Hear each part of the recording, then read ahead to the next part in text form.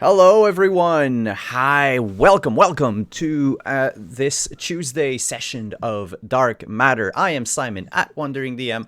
I will be DMing tonight's game.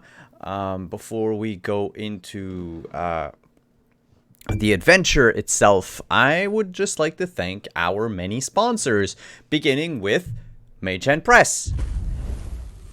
Thank you. Mage Hand Press are makers of fine D&D 5e supplements such as the Dark Matter campaign setting that we are playing right now. They also make tons of classes, spells, monsters, and other adventures that you can get at their website, store.magehandpress.com, and use code WanderingDM to get 15% off anything you purchase. Our second sponsor tonight is Found Familiar, the coffee company. If you enjoy coffee, if you enjoy good tasting coffee like I do, go on to foundfamiliar.com and use code WanderingDM to get 10% off. And if you order for more than $50 worth of coffee and you live in the continental US, you get free shipping. They also sell mugs with, if I'm correct, designs by Devin Rue. If you like her designs and such, you can check out those mugs. And lastly, our last sponsors for tonight is down below. It's Dice Envy. You can click on the panel if you would like to get some new dice for an upcoming character that you're about to play, for example.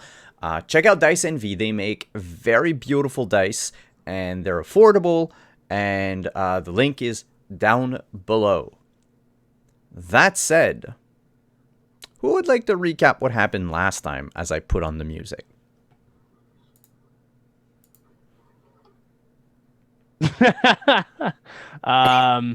Let's see if I can remember. Oh my gosh. You had one of the best moments of the whole game, almost. I don't remember. Wow. No. So yes, last game we played through, and like almost immediately, I was reunited with my mother and father, where we talked about the many things, the trials and tribulations they went through with the illicit on the main illicit ships, discovering that we had a lot of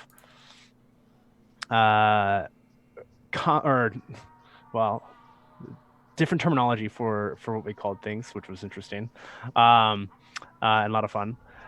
And basically started hatching plans after a lot of emotional moments of like what we were going to do to try to stop the Illithid from accomplishing their goals. Let's see. I'm trying to think of what did Eddard's character do in the game. What did I do? I don't remember. My brain's like very fried. Go for it. Volleyball. I kicked ass. Right. Okay, I remember now. Do you want me to do it, or do you want to go? Oh, you do it. You're Okay. soon. Okay. Yes. So Eddard and his partner, Fiance. whatever. There's some folks that are Yeah. shipping them, but it doesn't matter. Do what you will. But Eddard and Whitney went to a secluded beach to have some time together. Ended up just finding a whole squadron of Lakshayan soldiers, rebels, that were playing volleyball. Montage of Top Gun, men basically playing on the volleyball field with their shirts off and everything. Eddard single-handedly destroys them with a natural 20 versus like a natural 1, and it was amazing. Yes. Then let's see, we had some internet cut out, but we had essentially a couple of phone calls that went out to some of our allies across the system. Vandra and Chet the Vect both came with gifts. Vandra wandered off to meet up with the captain, but he was nowhere to be found because his internet died. And then Chet came with a arcane warhead. What we'll use that for, don't know. But in tow of Avandra, we also had Aminet, which Kebichet quickly assisted in healing, which led to some drama, which led to potential disappearance of both Kebichet and Aminet through some sort of magical means. I tried to stop them as best I could. Did I miss anything? I think you got everything. Mm-hmm. Yes!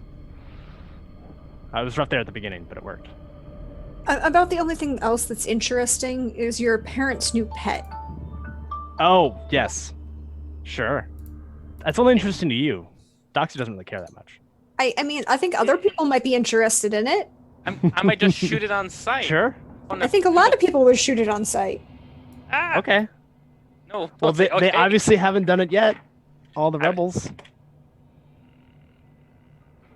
Nope. I'm amazed that they let it survive this long. Anyway, Simon, back to you. So, we will pick the game back up where we left last time. There was a... And Kebichet and Aminat. Shit, what's the name again? It's Aminat. Yes. Aminat, yeah. Aminat. I said that wrong. Sorry about that. No, that's okay. I keep inversing the letters in his name.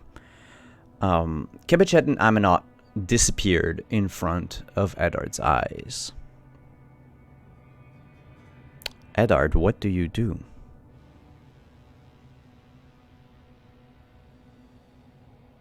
So it's best if I unmute myself.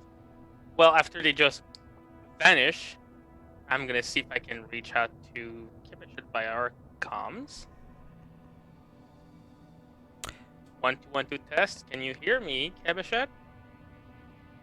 Doctor. All right.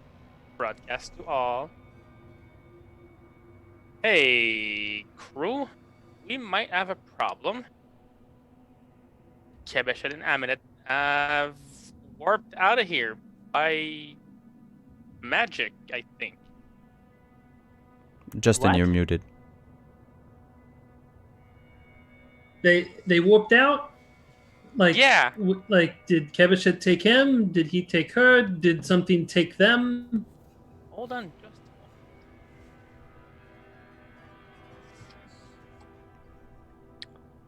with 8 in Arcana, do I know what happened? Something magical definitely happened. Okay.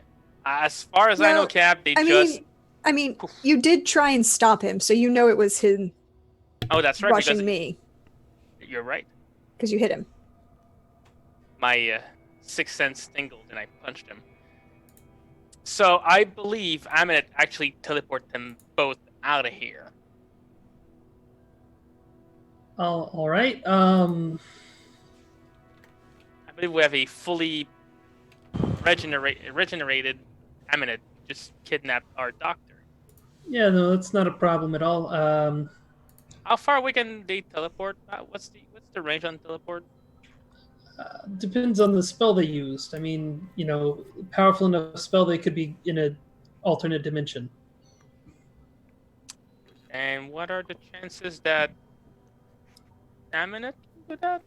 The High Priest of the Inquisition, the Oh. most prominent cleric following, the Avirad's teachings, likely he has the capabilities. Okay. Can we reach out to them through the folds of magic and space-time and wobbly stuff? I can't. Does anyone? I mean, I don't know. Maybe our trusty engineer, Doxy, can cobble something together. I mean, I have these two cans and a string. By the way, is this like an open channel that you've opened to the crew? Just Mhm. us. Okay. I mean, I can certainly try to find her signal. We all have comm badges, but that's quite... It's like a needle in a haystack. Does that idiom work anymore? Do we have hay? Wait. Certainly have needles. I was talking with Saskia. What happened? More or less, the Avira that came by ship now teleported our Avira after I punched them.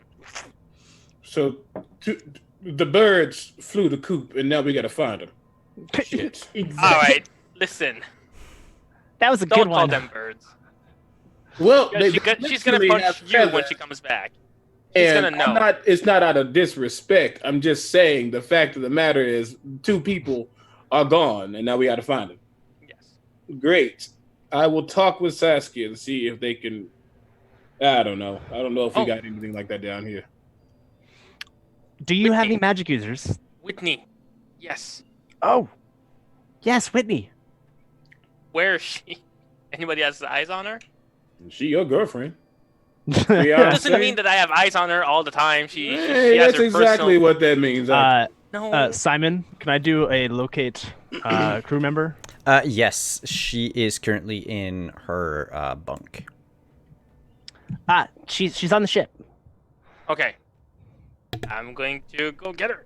And then I just run across the ship, trip over the dog. Well, Coyote, get back up. Keep going. I'm gonna go in. Lola will remember this.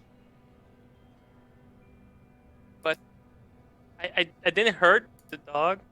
Coyote, I always forget it's a coyote. Listen. But yes, you do reach Whitney. I knock. Yeah, hi. Hi. A little bit of an emergency. Can you pull up the book through my screen? Can you send messages?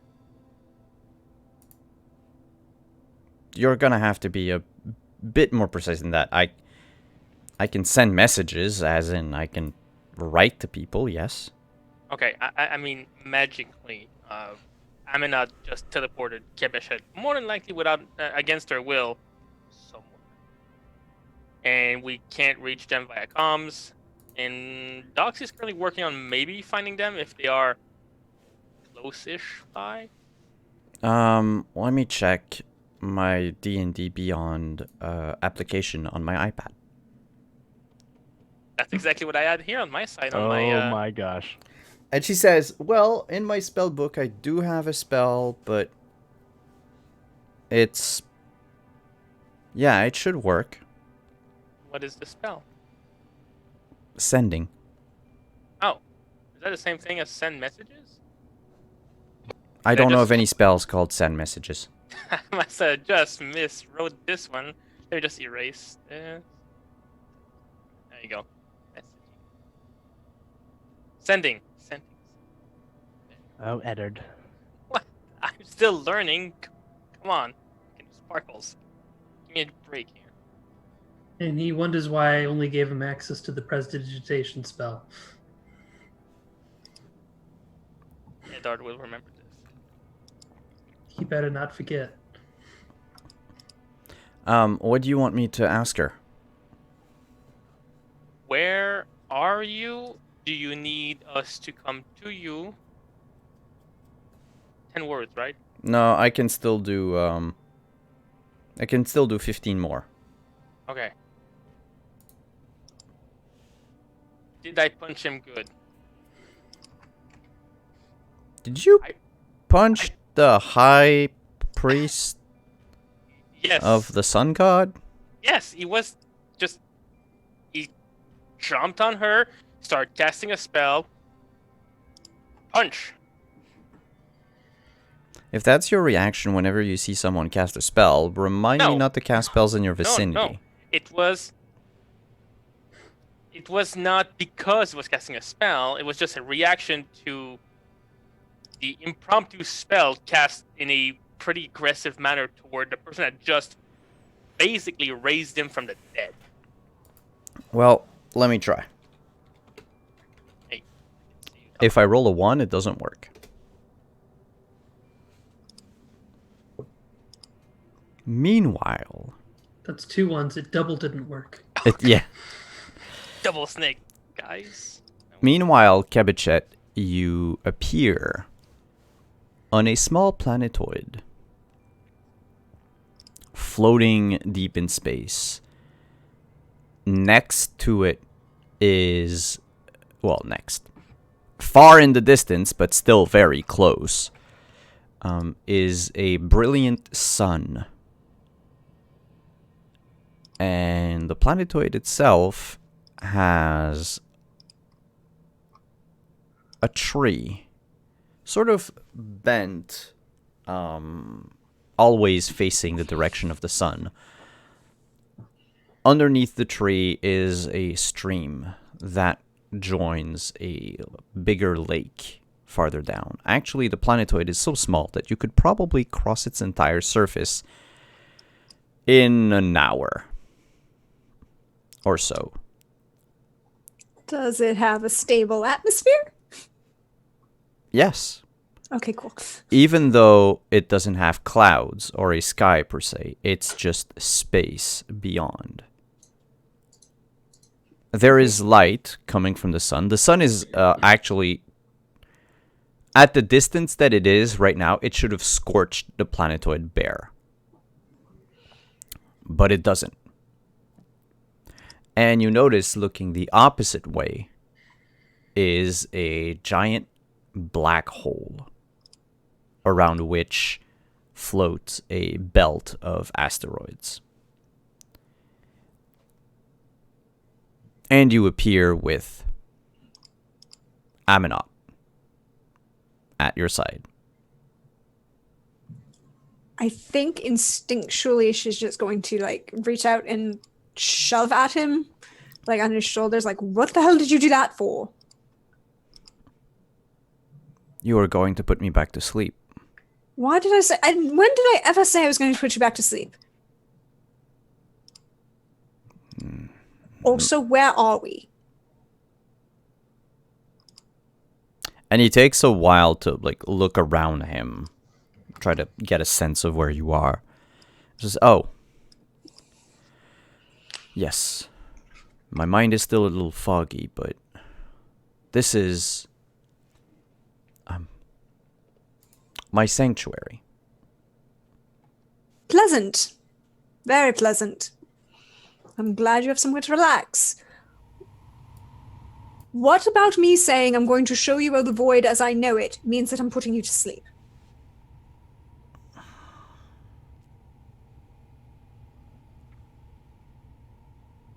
Oh, that, or you were going to send me to the void or something. Two things that I reacted instinctively.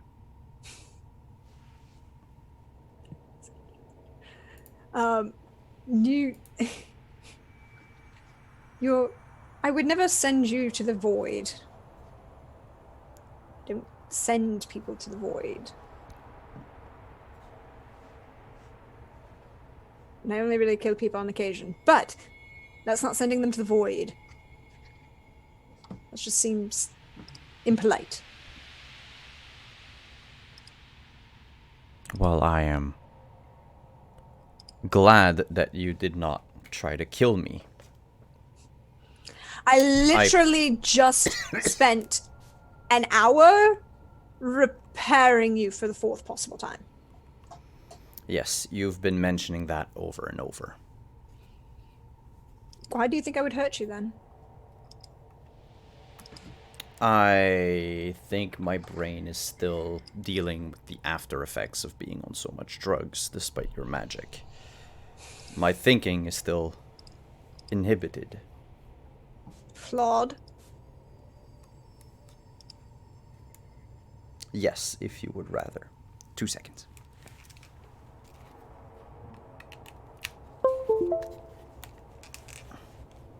Was running out of batteries. She kind of shakes her head at that and starts walking almost like towards the pool of water that she can see. The stream and pool of water. Maybe closer to the tree, actually, like she's going to sit down. Well, I'm your guest, apparently. Or your prisoner, which is your choice, Aminot. You would never be my prisoner, though in these circumstances, we are going to have to wait until the teleportation device recharges. Oh, so that means that you can't go home, and you left my crew to not know where we are. Time passes differently here. It is here that I come to meditate. To sleep sometimes. Even. So that way I can be present, aware, and awake on the material plane for longer than most. A benefit.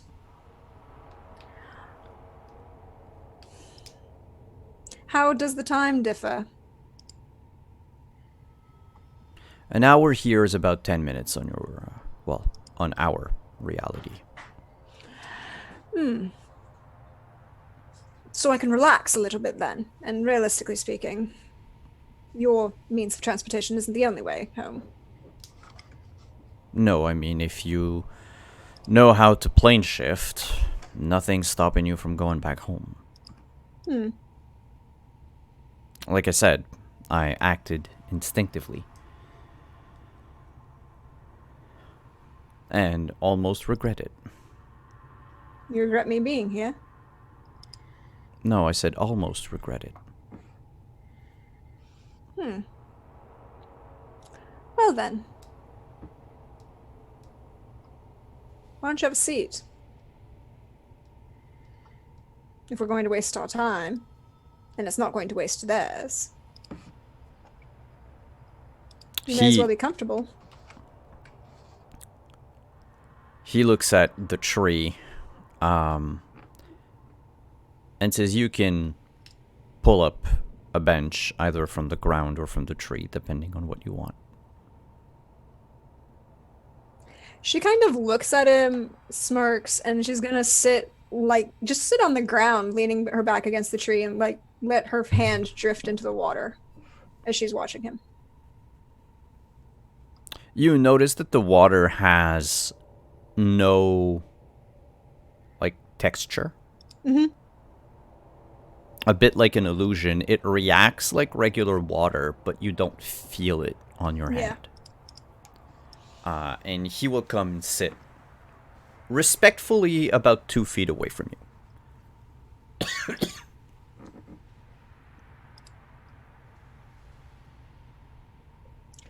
So what do we need to fix for you so you can calm down and not be panicky, so that when we have other issues, we can deal with that? I think time. Time. Time is one thing we don't have, unfortunately. I have plenty here. A pocket dimension you control? Took me years to create, and a lot of effort and resources. But yes, it is something that I have carried with me for ages now. A place where I could escape. Those things are very nice to have. An escape.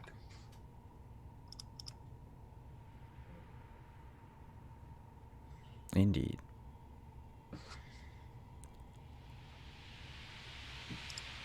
This, and he points to the black hole, is my view, my vision of the void. Do you mind if I change it a little bit? Or are you going to freak out if I show it to you again? I'm afraid you can't really change how the structure of this demi-plane acts. No, but I can make it look like something else. Illusion magic? Of course. I don't recall there being a restriction on illusions here. I think half of this place is an illusion. So, are you going to panic again? Depends on what you're going to do. Show you the void as I see it. I know how you see the sun. And he looks at the brilliant sun. He says, well, the sun is easy to see. It's there. It exists. And every time you get on a spaceship, you travel through the void.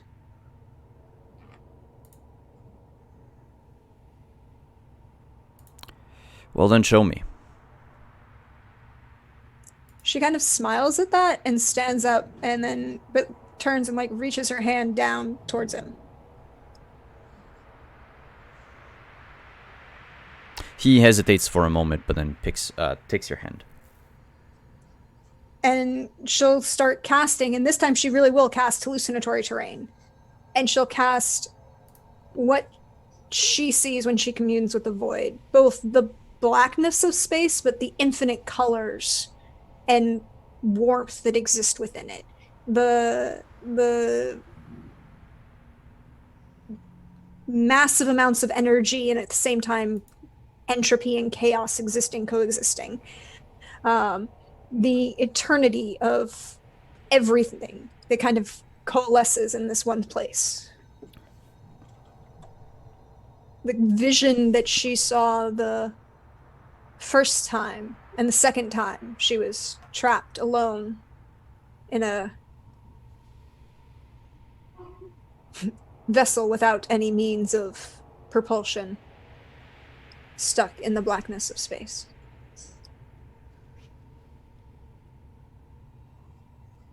He silently looks at everything, every direction, everything that you make appear or disappear or even move. Mm-hmm. She doesn't touch the sun, like the illusion of the sun, and she doesn't let it.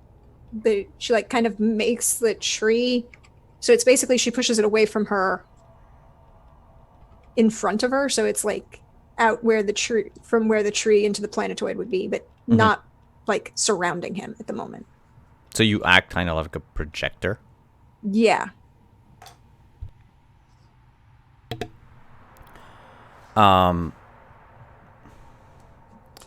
When it's all done, Aminat turns to you and says, the void is very restless, chaotic, very much busier than I would have expected.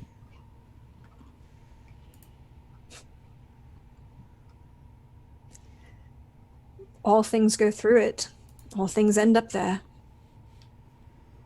Just as your sun provides the energy and light for existence,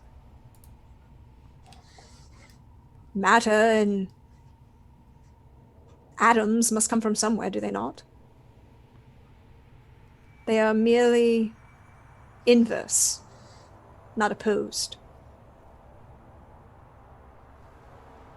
And this was the cornerstone of what I've been trying to do for the last couple of years. How did that work for you? Poorly.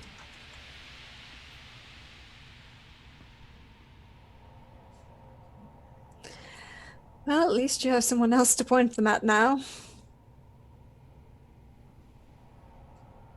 What do you mean? The Illithid don't come from the void. No, but once the Illithid threat is gone, the eyes of the faithful will turn once again to their old enemies. Well, there are plenty of elves to point them at. I do not seek... Sorry. I do not seek to reignite the Crusades of old. Plus, it wouldn't really work out, seeing how the sun is gone. He's not gone. He's just bumming a ride with my AI friend at the moment. I don't know which one is worst. Well, considering the last time I asked the Void about it, they kind of laughed at the concept of a baby godling. So, what do you think?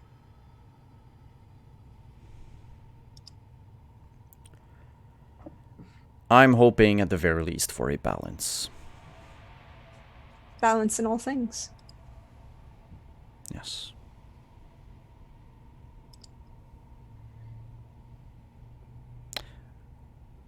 As he becomes silent once more, can you make me a perception check? I can do that. I can do that.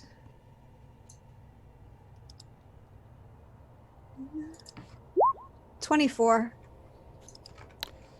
There was something that's been nagging you since you got on this plane. Everything is practically an illusion. I mean, you can stare at the sun and there's no problem. Like, you're not gonna burn your retina or anything. Much like how the black hole isn't sucking anything in, even light. But there seems to be something behind the sun. You can't quite make out what it is, but the sun is purposefully hiding something. Like an almost opaque layer put on, like, over something else.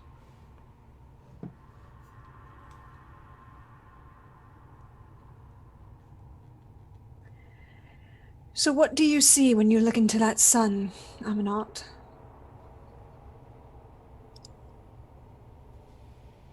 And he looks again at the sun and says, "Serenity." Almost without missing a beat. What's behind it? What gives you that serenity, that peace?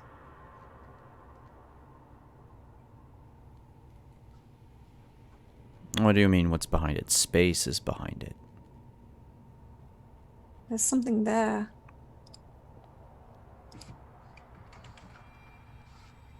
He looks again at the sun.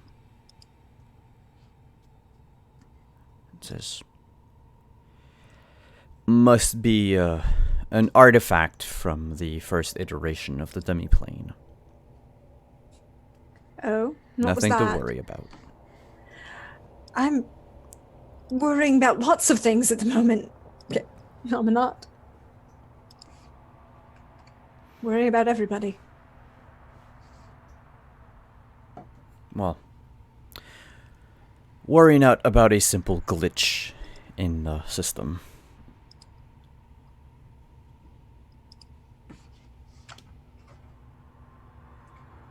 You're not lying to me, right?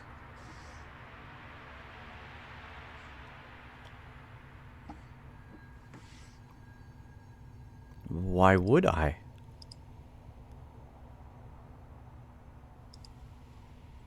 I don't know. But I've not lied to you, Amanat. Not ever. Not about anything.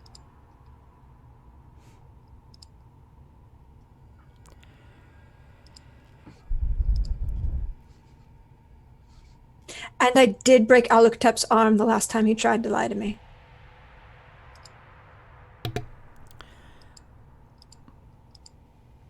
Is that a threat, Lady Katesh? To you? No. You found it funny.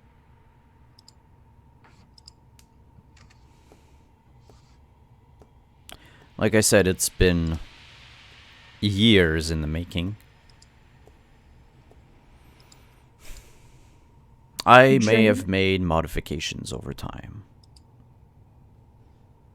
Expensive modifications.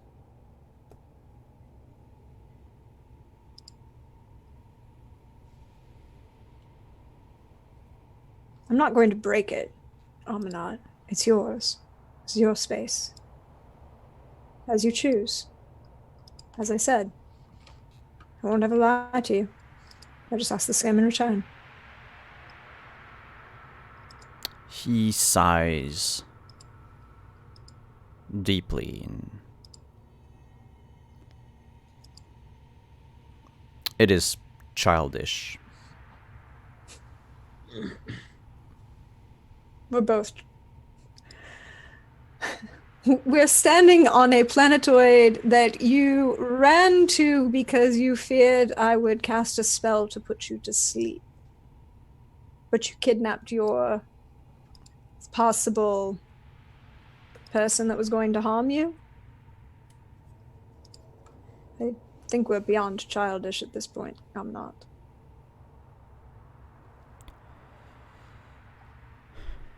We're instinctual now.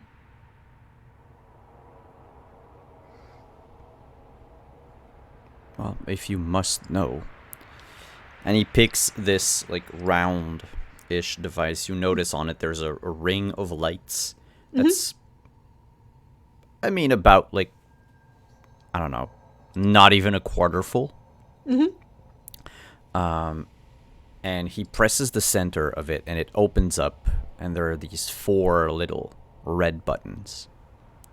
And he presses them in a pattern. And the sun dims. And what you can now see, what the sun was hiding, is it looks like a recording, but from Aminot's point of view. Of you and him dancing at a ball ages ago when you were very much younger. When the world made sense and things were simpler. You know, Aminot, nobody's asked me to dance since our engagement.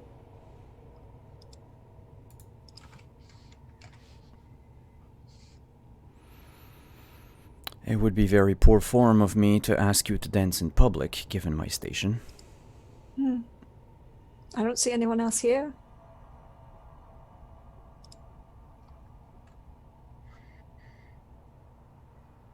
True. And he makes a very formal bow and says, Lady Kitesh, would you honor me with this dance? It would be my pleasure, Lord Aminot.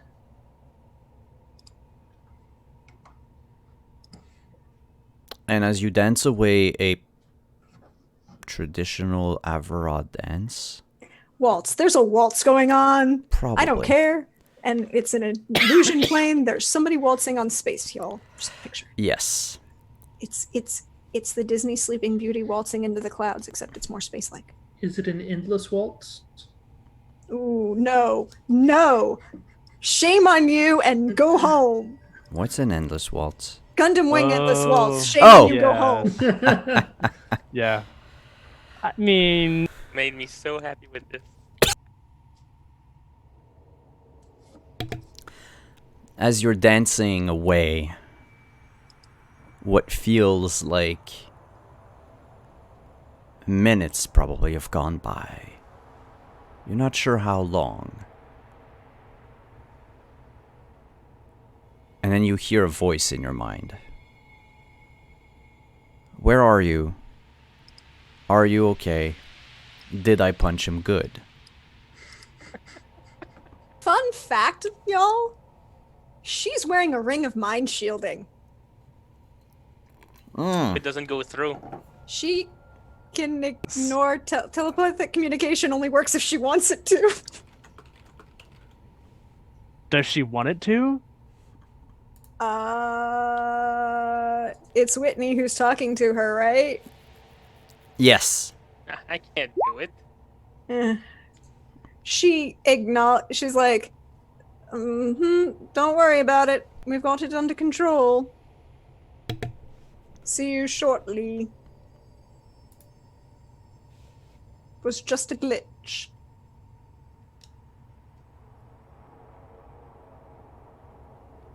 Aminot looks at you and says, you seem distracted. Exactly how much time difference is there? DM has to calculate it. It's an hour is 10 minutes, so 6 minutes in this plane is 1 minute in. So time goes 6 times faster. Were Got we that. able to locate them, or no? Well, right now she only sent a sending spell. Mm-hmm. Well, I know that we had Doxy trying to see if he could locate where in the world they were. That would be a technology check from Doxy. It's where in the verse, man? Where in the verse? Because Yeah. this is We're just in the like multiverse, really. yeah. It's like yeah, sure. Like I don't know how I'm gonna get Come this. on, just double crit this, bro. Sure. Let's see. I'm trying to remember. Loxy can't assist me on this kind of check. It's more of like they give me the buffer, right? Yeah. I mean, I can give you the help action. Do you want to give me the help action? I will give you the help action. All right. So the captain and I are trying to find them on the space. Oh my god, just settle.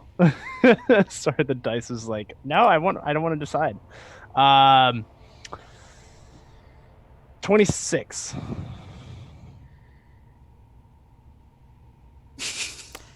She is in a demi-plane right now.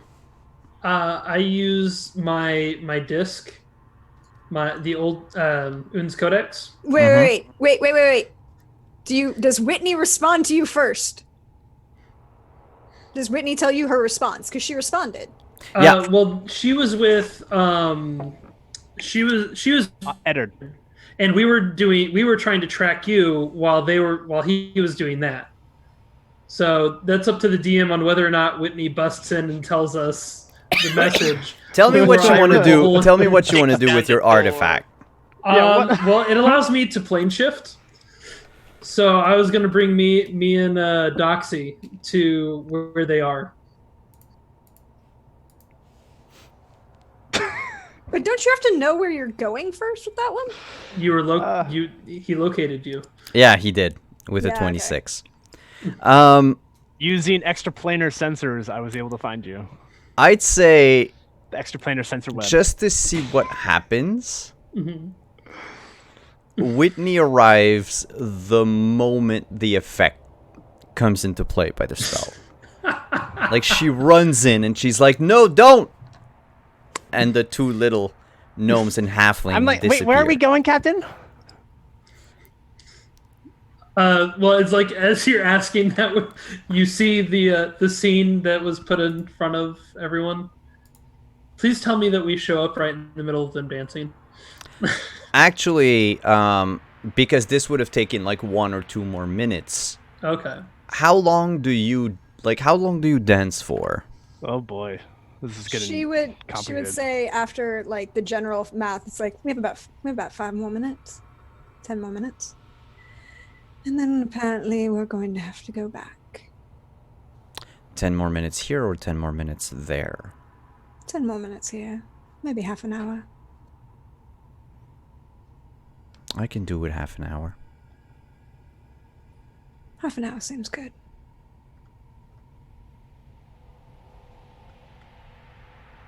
And in the distance, as they're dancing on the surface of the lake, appear 2 small creatures.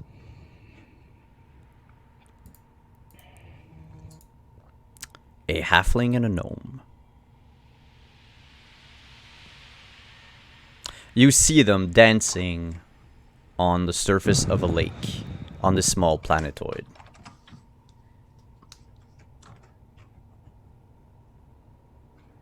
They are far enough away that you would need to shout to be heard.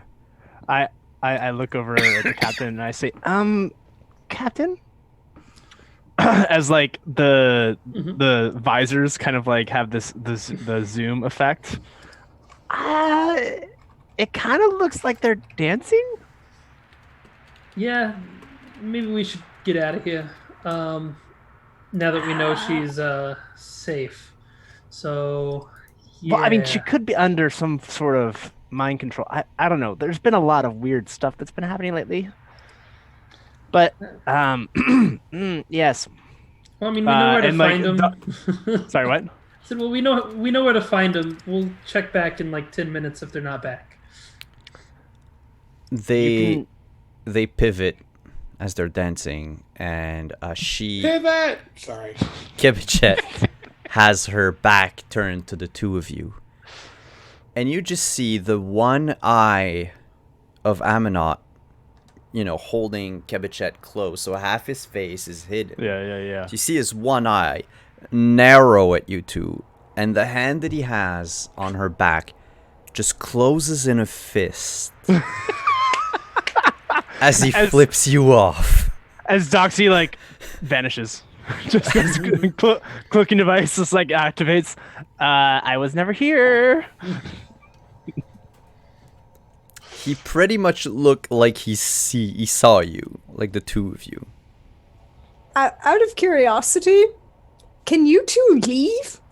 Yeah, well, that's what I said. We're leaving. No, I meant like, can you? Like, are you? Does the device Does let the you go artifact? back? Yeah. Oh yeah, I've does it got have plenty two- of charges. Okay. Mhm. Yeah, don't worry. I got a side ride. Using an artifact to seemingly cockblock a party member. Wow. I do New what levels. I want you to know that somebody didn't bother you on your dream date. I mean, that was your decision, and to be fair, the captain saw someone was told someone got kidnapped. Yeah, I know. Mm-hmm. That's why they're sending. That's why they're sending. Well, we split the party. There was information. So Well, as this that is is all going going that through fight. Zendak's head, I figure the captain, well, not Zendak, but As- Anders, As they're scrawling out the whatever glyphs they need to activate the artifact. Mhm. Oh my and god. the two of you teleport back to the material plane. Whitney is standing in the room where you were, arms crossed, tapping her foot, looking at where you were. And as we appear, Doxy's like, Captain, why?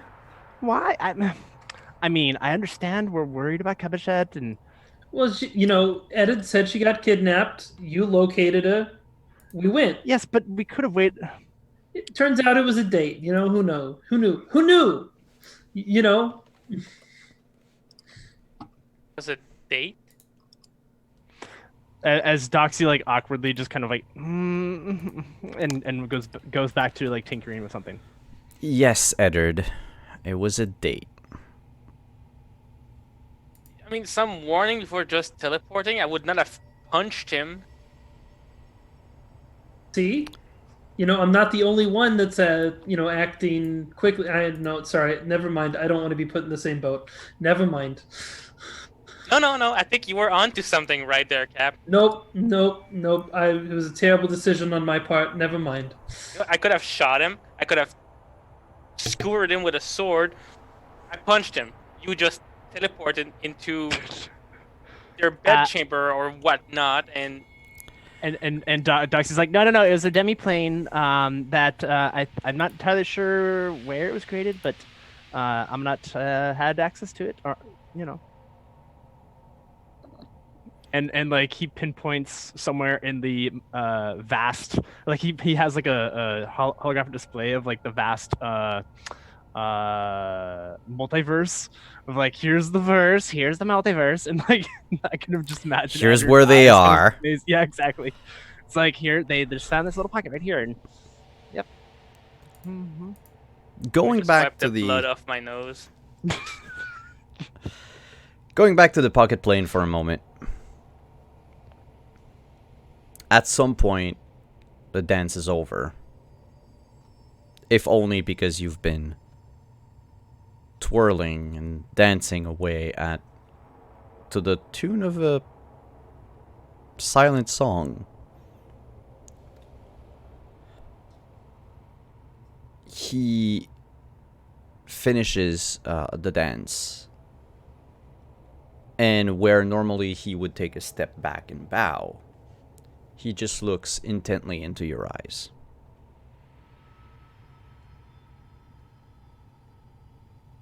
Yes.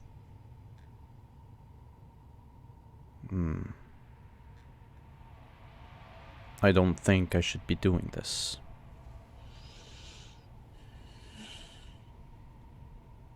Your choices, Amanat. I won't take them from you. I have far too long lived my life according to what my station dictated, not my heart.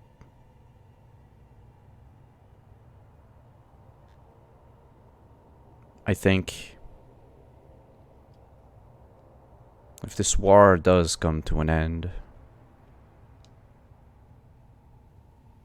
and I live to see the end of it, and he gets like one step closer to you, I would very much like to begin my life anew, following my heart and not my station.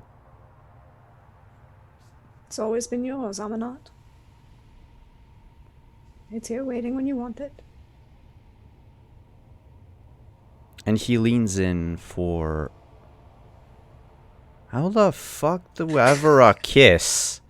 You know, when we were writing them, Yes, sit please. there and think about this. You know, we didn't. We just assumed that, you know, they do something. You know what? I It's don't. like rubbing of noses birds, together. Yeah, birds, well, at least They nuzzle. ruffle the underbeak feathers, I think, Yeah. right? Yeah. Yeah, so he pecks your head. Yeah, no. Affectionately. No, he nuzzles Mhm. the side of your face. Yeah. She'd bring her hand up behind and like on the back of his head. Are we gonna have to like write Nope. some sort Nope. of? And that's where I mean, you know at some point you're gonna have to publish, like, the complete guide to Avaros, the complete guide to Nautilids, the complete guide to, like, every race. Oh, I was just gonna say the complete guide to reproduction in dark matter or something. We're not writing that. No. No. there's nope, we don't need to go that far. Are you talking about the Dark Matter Babies edition? Nope. Dork edition. Yeah. Dark Uh, edition. Yeah, no. But yeah, he nuzzles. She would return his affection and then sigh and say, "So then we have a war to win, apparently." And then I'll have a bigger one to fight at home. Not as much as you think.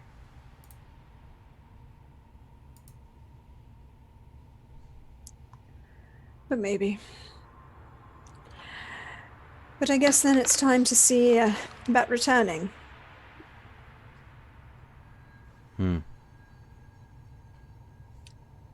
And he looks down at the... As she starts to look down, she just kind of puts her hand, like, she's got one hand still around him and puts her other hand on his shoulder and whispers in Avara, "Home," and casts Word of Recall, and she is suddenly, immediately back in her medical lab on her ship. But not him. Yes, he is. Okay, because you're touching him. No, I can choose as many people, up to 6 people, as I want in Oh. a area.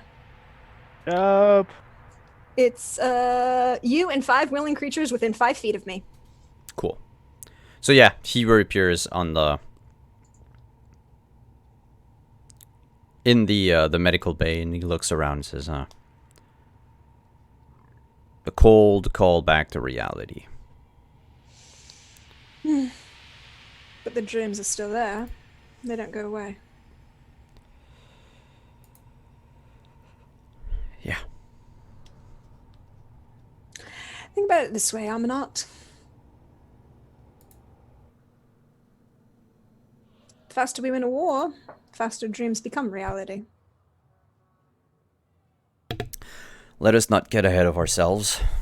This war needs Oh. to be won with cool heads.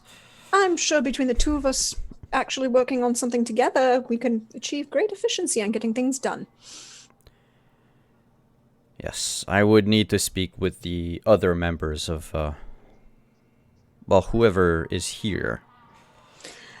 I'm quite sure that there will be a number of them around. She kind of calls out, knowing that That The everyone's listening in. Yeah, that everyone's listening in now that the security footage is back. The security footage shows that they're back. She Right. probably doesn't know that they got spied on, but she knows that they're spying on her now that she's back in the ship. I mean, always. Meanwhile, in the strategy room, Gideon and Saskia are having a discussion on how best to approach the Lakshayan offensive. And your discussion is cut short by the arrival of a spindly Vect,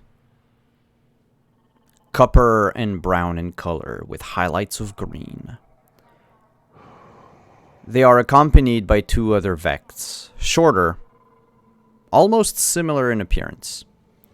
They are dragging along a hover lift, upon which rests an arcane warhead. The Vect looks at you both and says, "Oh, hi! Name's Chet. I'm an engineer. I got a present for you. Heard you needed some help." And he taps the nuclear bomb behind him. Says, "Oh, don't worry, it's not primed or anything."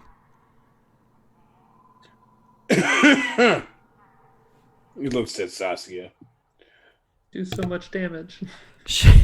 Who the hell ordered a bomb? I didn't. So our plan is to destroy Lakshay before we could rebuild it, apparently. Oh! Well, if you wanted to bomb Lakshay, I could probably build another one, but No, that would no take one months. wants to bomb Lakshay. That's not on the agenda. Cut, paste, throw it away. Okay, no, this was for the Mind Flayer fleets. Okay. I got it. That was fucking stupid. Okay, so you can make sure that's far away from here and it won't explode in our faces. And... Oh, it won't explode until I put... And he opens up his chest and rummages inside and gets like a motherboard-looking device. And he's like, not until I install this in that. We're safe. And he puts it back in. And when do you plan for this installation to happen? Probably roughly a couple minutes before we launch the bomb.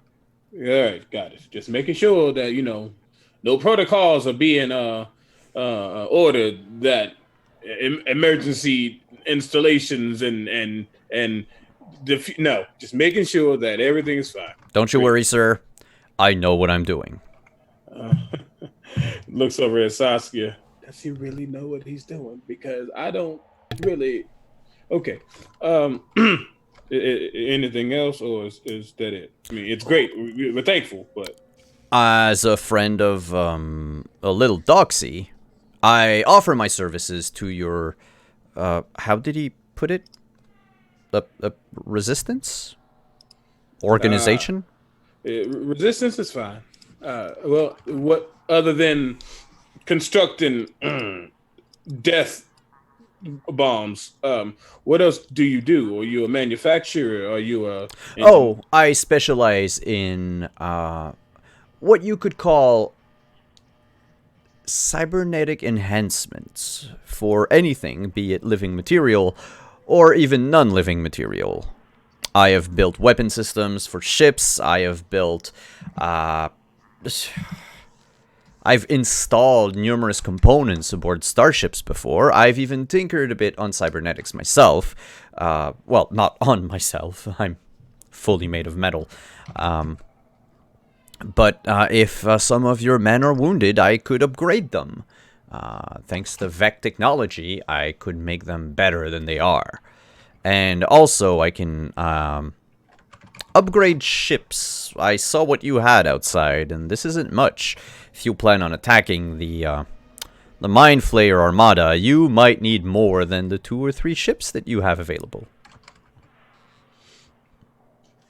I'm not going to say you're wrong because you're not, but you know how ships go. You mess with stuff, the captain get all whoop-de-daisy, and I don't want to be the one responsible for all that. So you can make sure you talk to all the captains and make sure they know exactly what's going on their ship, how it works, and all that jazz, then we'll be fine. Oh, then you are giving me carte blanche to help anyone who desires so. Anyone a part of the resistance. No one else. Is there anybody else here on this island? No, just making sure, but you don't know who likes to get pop up, and at least I haven't seen just no yeah. Well, I did see another ship arrive. I mean, yes, aside from my own. A purple... Was it purple? Gray. It was of a color, sorry, my vision is monochrome. Very hard to distinguish colors. Which is why, by the way, I built the bomb entirely with black wire. Touche. He looks over at Saskia. Do we have any unauthorized ships come in? Saskia looks at her like dashboard and she's like, well, there was another ship that requested landing, but they did use the same code as the Scarlet Trust. And they identified themselves as Captain Hilltopple's girlfriend. I figured not a lot of people would use that title. I mean, I didn't know you had a girlfriend. I don't need to know you had a girlfriend. Who was his girlfriend? Apparently a drow lady. Oh. He likes it like that. All right. Well, that's fine. They should be fine. And if not, we'll kill them. That's simple. I'm hoping to avoid bloodshed on an island that now houses a Narcan warhead. Fair. And we'll make sure that it's kept in the most safe place we can think of, Saskia. But good. You've done well. Your name is Chet. Chet, sir. C-H-E-T. Chet. Chet. I'm not going to remember that. All right. Well, thank you. We need to get back to planning some stuff about this invasion. So where do I put the bomb? I could leave it here. And if it were like Doxy like walks up, it's like, oh, there you are, Chet. Ah, and the bomb as well. Well, I mean, let's. I muted myself right in the middle of that. Gideon, do you mind if I go with Chet to, I guess, account for all the ordnance and technologies that we have available as we prep? Oh no, by all means. You know I don't know that shit, so go for it. I'm not doing. Yeah, that's all. That's your plane. Ordnance. I like the sound of that. Yes. Well, I've been talking with the other technologist in the Resistance. So we're working on some upgrades for everything. Oh well, I will. Please show me to your workshop. What do you call it? I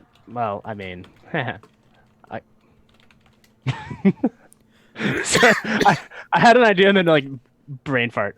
It's just my workshop. My LTR. Your LTR? Altier. It's French. I don't know how to pronounce it. Oh, atelier. Atelier. Atelier. Atelier. Gideon just looks over at Saskia, gets mouthing, I don't understand any of this, so we can just walk this way and let them be the technical interesting ones that they are. Gentlemen, I would appreciate you vacate the premises. Gideon and I have some private conversations to conduct. What she said. All right, very well. And I guide Chet to the workshop. See, Gideon, sometimes you need to have a firm grip on things. Look, I haven't done this in years. Like, this isn't my forte. I was running out, getting all the people together. You was holding the fort down. Let me get back into the groove of things. I get it. How long is it gonna take for you to get into the groove of things? I've been craving for a day off at some point. I mean, we can always get into the groove of things. It just depends on how long you have to get into said groove. Well, if it's just you and I, Gideon, I figure I might have, say, 18 seconds on this table. Make it 25 and we'll call it that. And she smirks, and you see her hand is about to press the button to lock down the room.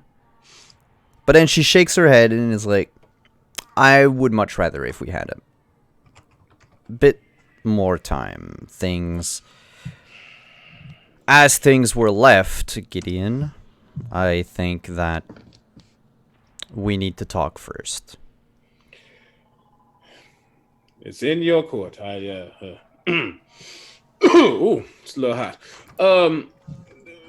We'll have that conversation when we legitimately have the time for it. For now, what do you honestly think is the best course of action? We got a boy who doesn't want to be king. We got is the priestess back yet? I don't know. And it seems like we're getting all this stuff together with no true idea of the multitude and gravity of the situation, I guess. I think we would need to call a high council of every captain, every leader that we have, and establish a plan. From what I understood, your friends aboard the Scarlet Trust, they've begun a sort of hacking campaign against Lakshay already, disrupting communications and other systems. That's a step in the right direction. I mean, yeah, it's definitely something. I just don't know how much. It seems like we're putting a lot of faith in the people stepping up. It's all, and you know how long I've been at this. It doesn't happen in a day. It doesn't even happen in a year. So, no, but we might have to force events if we wish to have a chance. That, or we take years and hope that the Mind Flayer Scourge doesn't eradicate the whole verse before then. When you say it like that, we obviously gotta speed the thing up. I don't want him getting hurt. I know you are very attached to him, Gideon. I mean, I'm not gonna be that person who's like, "You're not ready, young Padawan." It ain't that serious. The fuck's a Padawan, Gideon? You hear shit when you're going around in alleyways and asteroids, and it's slang. I might be old, but I ain't that old. Okay, I'm fucking old. Slang. Have you been hanging out on the spinternet? Look, let's pretend that didn't happen. I'm just saying, if we do this, we gotta be prepared for everything. And all this work for it to go to, we just gotta make sure it's right. All right? Yeah.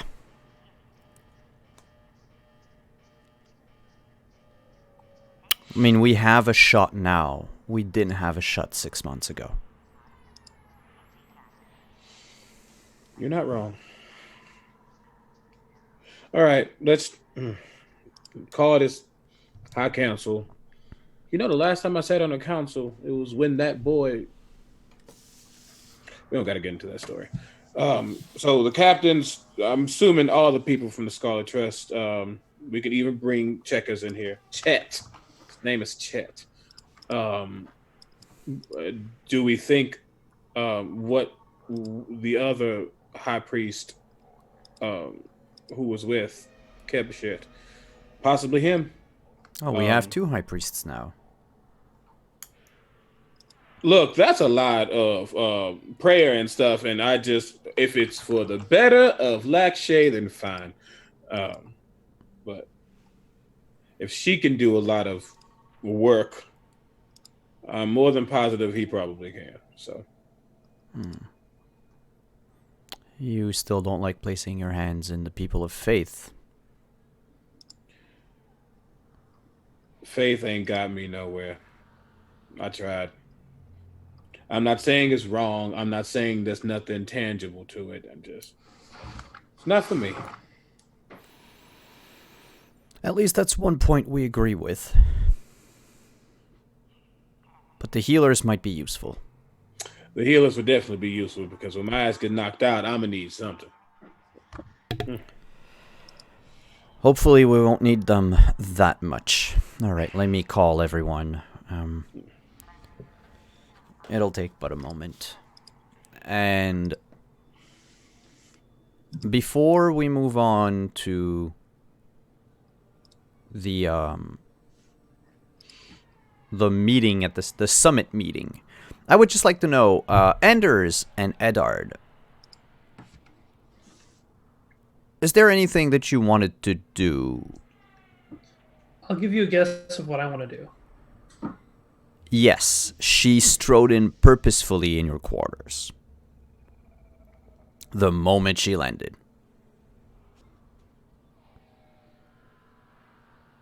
Yep. There were 2 words were uttered before she closed the door to your quarters. Okay. You, there. I go there. And that was pretty much a fade to black moment. Mm-hmm.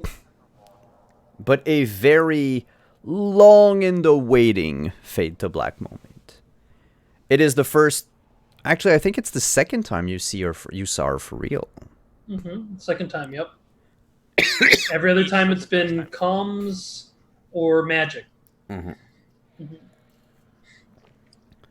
Mm-hmm.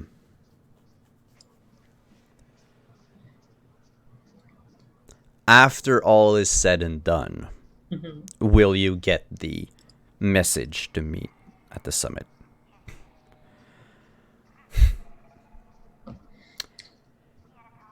She will say, however, once, we get to the pillow talk section of the scene. Mm-hmm.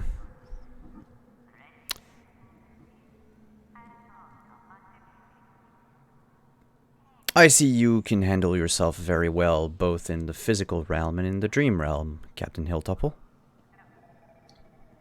Well, you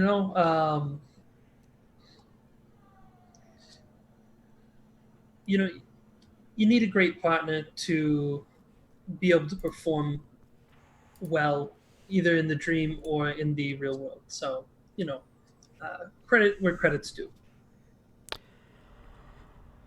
Speaking of partner, I had a proposition for you. Do tell. I am not a pilot. I am not a captain, really. Mostly put upon because of events. I would rather spend my days in the dark spinning my web of information and brokering said information to those who need it. Or who pay high enough for it. However, Ichabod wants to be a great captain one day. I can take him on as my first mate if that's what you're getting at. I'm not going to downgrade my son from captain of my ship to first mate. I wanted to know if you would like to be upgraded from captain to admiral. I'm also cool with that. That sounds even better. I could place Ichabod in my ship under your supervision and guidance. Once this is all said and done. Also, I would need a more permanent place to live. I assume an admiral such as yourself must own many hidey holes. I have a few around the verse, and Additionally, you know what? Like, oh, she hasn't seen it yet. I open up the mansion. Your hmm your Mordekainen mansion. Yep. Color me impressed. Does this come with a jacuzzi? It comes with everything. Oh. Then why did you meet me in your quarters and not in your mansion? Well, you said there, and I listened. I like it when my toys listen to me. Is that all I am? Oh, God, no. But, you know, let's call it a pet name. Fair. Now, this mansion is where exactly? It's kind of everywhere and nowhere at the same time. And it could be made physical on any planet? Well, a door to it can be made physical on any planet. The mansion itself exists outside of space and time. Oh, that's even better. Outside of space and time. Makes me more mysterious if I operate from outside the verse.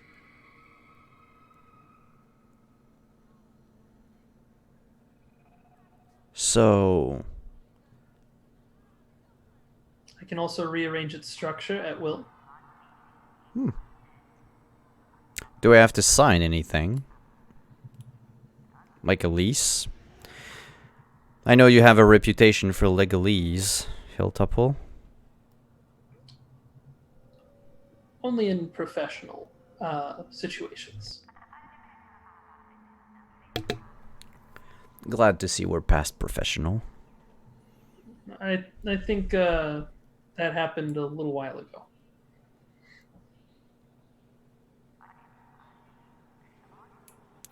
Then, and she extends a hand to you. When do I get my keys? Well, okay. Out of character, the Oldun's codex creates the door. So there's not necessarily a key if we're going rules as written. But if we go with creative, and you can be whatever you want since you're the DM, obviously. I mean, you could give your girlfriend a universe-shattering artifact.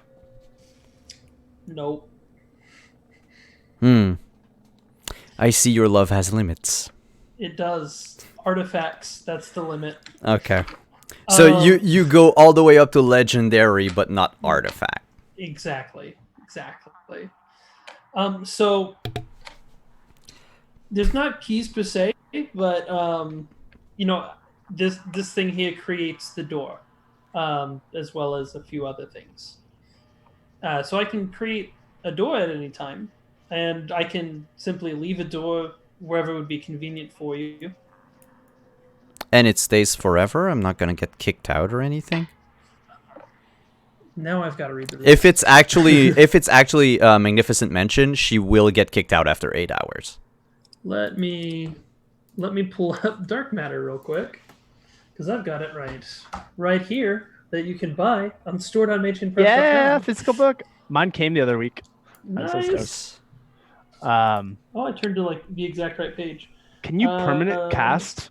I guess you could permanent cast a Magnificent Mansion, right? You have to. It's the same thing with like a sanctuary or right. Any other? Any of those. It does not have a time limit. Oh, the one with Oldun doesn't have one? Yeah, extra dimensional lodge. You end up to 4 willing creatures within 30 feet that you choose are transported to a demi-plane containing a rustic yet stately lodge. The lodge appears within a scenic coniferous forest, but leaving the lodge teleports you back to the location from which you entered. The lodge has several floors and comfortable accommodations for dozens of individuals.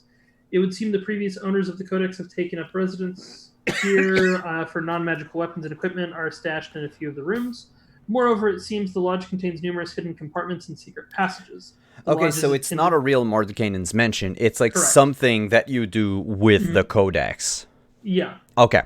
Then yeah, definitely you could like have the There's door. also invisible servants that just Oh, she would love there. that. Yep. Oh my gosh. Yeah, if like she will definitely ask you to create a door when all is said and done. Let's think about retirement later. Fair enough. Edard, Yes, sir. you ran after Whitney when she tried to tell Doxy and Anders about Kebichet's whereabouts.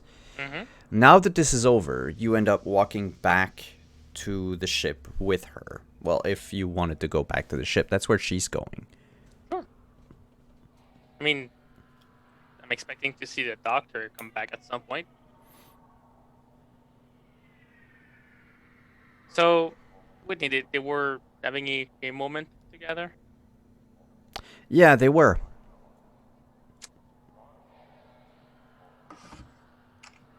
Interesting. I didn't see it going that way. Probably Well- should not have punched him. You probably shouldn't have punched him. Do you think it's gonna come back to bite me in the ass? I mean, how vindictive do you think the High Inquisitor would be? A scale from 1 to 10, I'd say 20. Remember, though, that you are the last member of a royal house. Hitting you back would be very poor form for him. True. Although, I have an idea. Just need to swing by the kitchen. The war room? Yes. Thank you for reminding me. What, are you gonna make him like a sandwich as an apology? No, but around the same vein. Mind if I accompany you? Absolutely. Have you seen Twitch?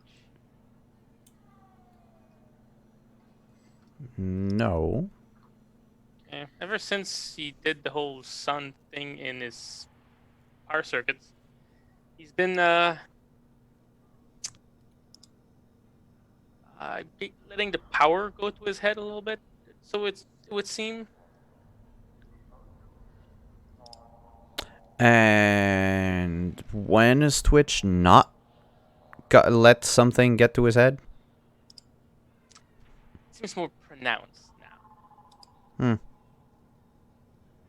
Tad worried. Maybe it's the godling being focused through him or something. Not my department. But I do have some reservation about what's happening inside of his circuits. I'd be very interested to dig up whatever is happening to Twitch. From an arcane research perspective, really. That's gonna be your department. Unfortunately, Sparkles. That's all I can do. And you make some very nice sparks. Are they nice though? No. I mean, come on, she is supportive. Yes, she is. If anything. I'm gonna swing by the kitchen. See if I can find a bottle of champagne. And like 2 mugs.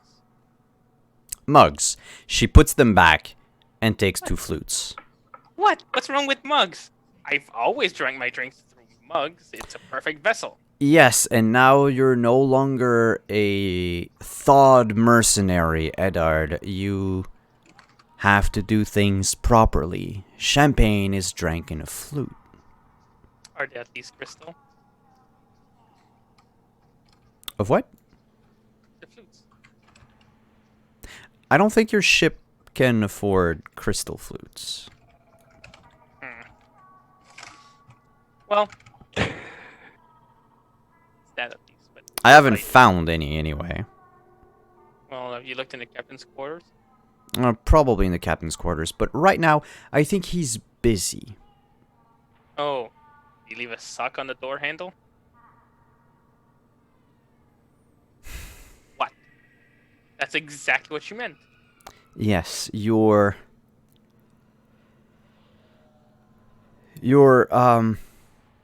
humor is very endearing, Eddard.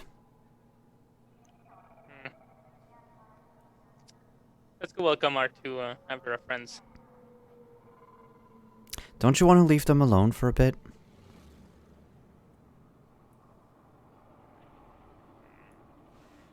So what should I do with this bottle and the flutes now? Oh, I have so many ideas of what you can do with this bottle. Okay. Oh my. I was thinking that too, and I know that's not what you meant. I hope. We could drink it ourselves. I mean, we're not going to be asked to make any decisions anytime soon. I think so. Gideon immediately busts in and asks Eddard to make an incredibly important decision. Then let's go drink to the king.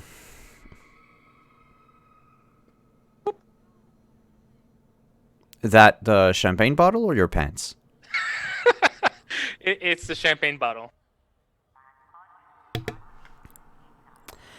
And off you go with Whitney to drink and partake in maybe other activities if you feel so inclined. Before we go to break, let's just go real quick to Doxy, who is not with a significant other. Well, I mean, he's with Chet. Significant. It's kind of like it's like a bromance, you know, or And yeah, Rosemary's just in the corner pouting. no, it's because she's helping. Cool. Yeah. She's either helping or she's having a conversation. There's the extensive now bonding between Rosemary and Myra. Because there was Right. margaritas and sangria. Yes. Yes, So Doxy and Chet. I forgot about the sangria. Okay. Yes. So that's your workshop. Oh, yes. I mean, it's not the same as the one I have on the ship, but and as like he's you see like a hard light systems starting to because like roughly how much time has passed since they arrived? Oh, they arrived a few hours ago. Well, since I communicate with them, like was it like a day or so? Oh yeah, you sent out a call, and then roughly it was 2 days after. Okay. So in those 2 days, the workshop has transformed from what it was, where there are now like workstations specifically set up to like upgrade different systems, like hard light systems are basically there's emitters like in every corner now. So if someone wants to pull something up with hard light, they can. Stuff like that. So like little upgrades of like just convenience things where it's like, yes, it's not quite like my workshop on the ship, but I'm getting there. And like he pulls up a thing and just like starts making notes of like a couple more things, yes, this and You did very well with. Well, let's be honest. They don't have a whole lot of resources here. well, you know, that's what we're here for, to make it a little bit better. So what do you want me to work on? Well, and Doxy's like, I'm glad you asked.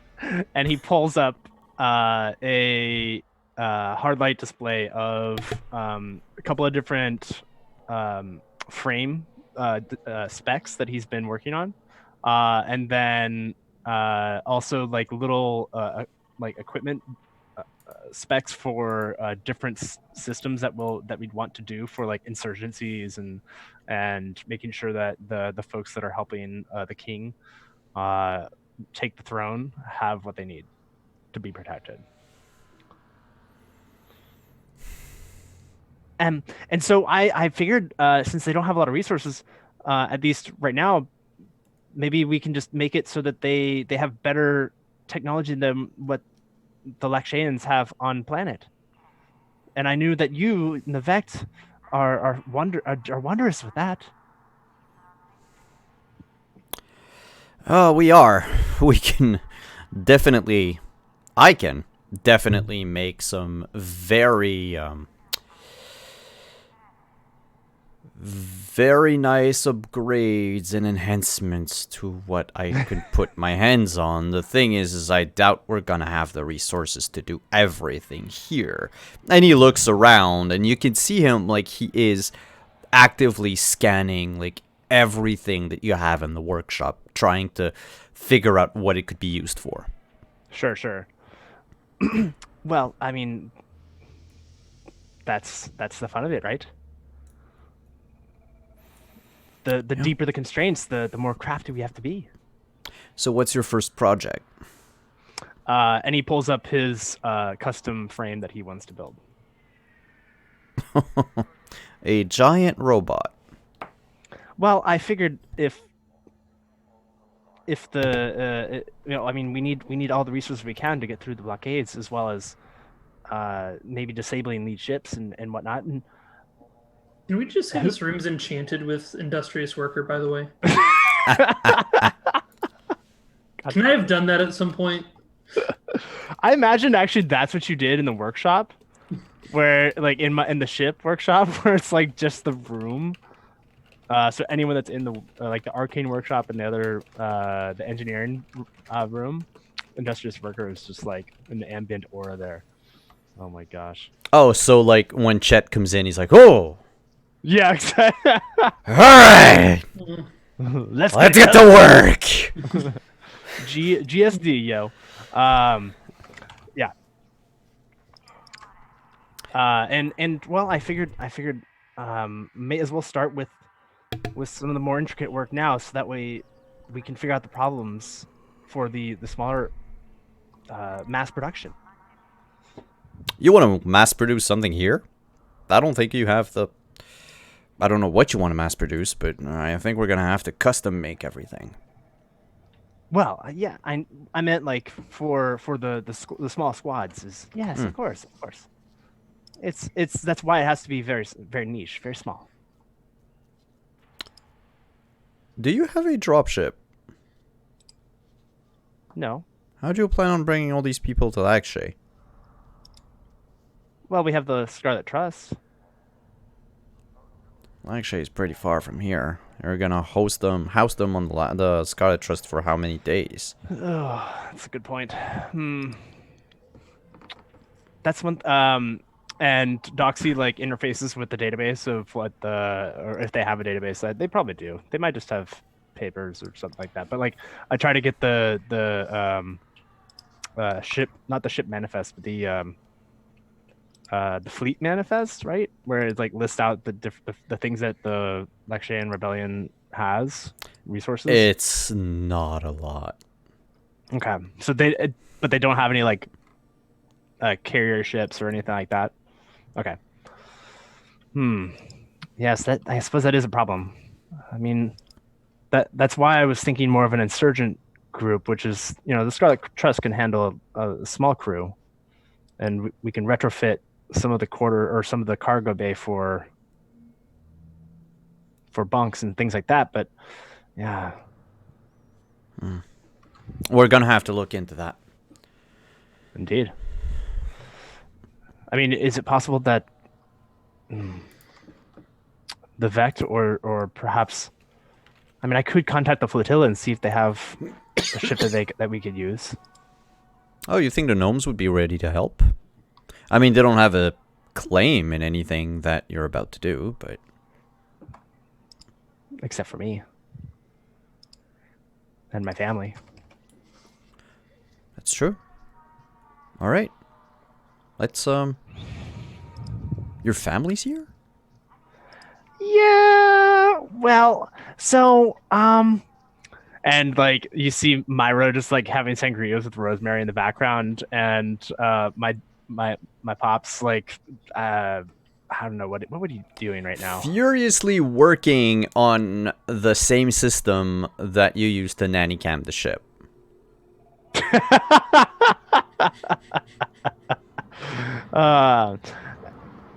What is he doing? And then I look back and like, yes.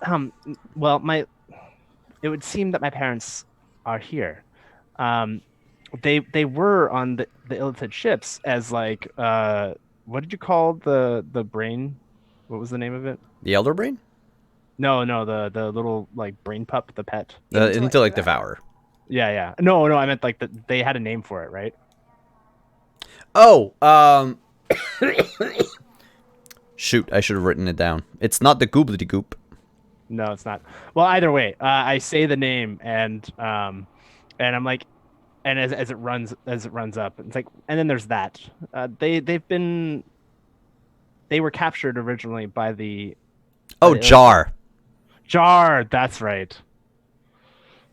And I mean, it's been wondrous because they gave us so much information and we had them checked out, make sure that they're okay mentally and they're not under some kind of control. But yeah. And that thing is not a danger to anyone? Well, if you talk to our doctor, she's nervous. I don't know. It seems normal. It's not connected to the hive mind anymore. Sorry, I'm gonna sneeze. I need to mute. And then it doesn't go. Okay. Well, that's very interesting, for sure. And he like bends down to try to pet the brain.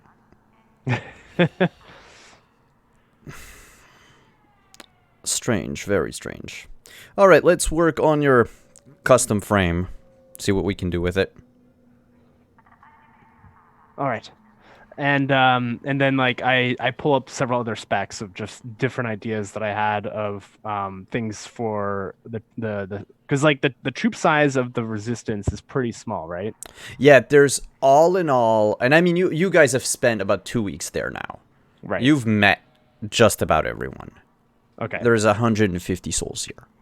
Okay, 150 souls, and it's like trained soldiers, a couple of like elites, maybe.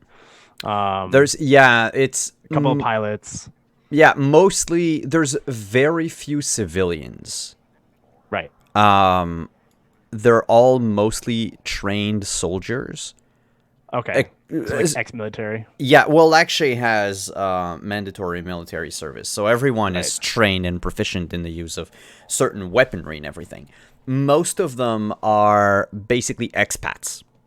So they've worked for either Grax's Guys for Cheap or the Coalition, or they went and formed their own mercenary outfits. And then when they heard about the resistance, they felt a call and came back. So while they're probably not as trained as like a proper army, they all have that training and those skills backing them anyway. Okay. Well, and so like I show him, I show Chet, because I don't know if it's actually for the him or they or whatever. I think Chet was a him. Okay. I show Chet the some specs of like weaponry that is meant to affect mind flayers or like kind of do more to them, and then maybe like some armor that was like, oh, I had this idea, and like playing around with different things to help protect against psychic damage and that kind of thing. I'm looking at the list of things that you wanted. Oh, yeah, that's specifically the mech or the frame. Yeah, but yes. So, and a few of them are going to be feasible.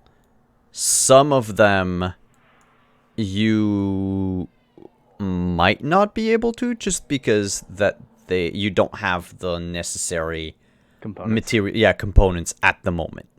Right. But we'll get back into that as we are going to go on break for about 5 minutes. When we're back, it's the summit meeting and the planning of this assault on Lakshay.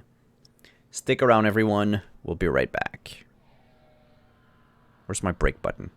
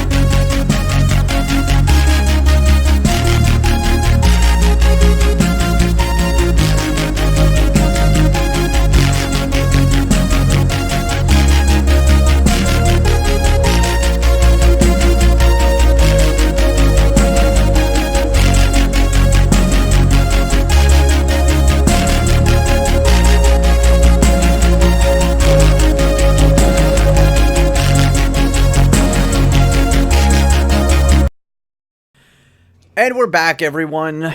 Hello, hello. So, now that all the players have gotten some quiet moment before the storm, Their BioWare peaceful moment. their BioWare peaceful moment, now it's time to kill them all. What? I teleport. I go to my mansion. Blink. Fine, I'll stay here and fight. Yeah, it's like blink, cloak. That's where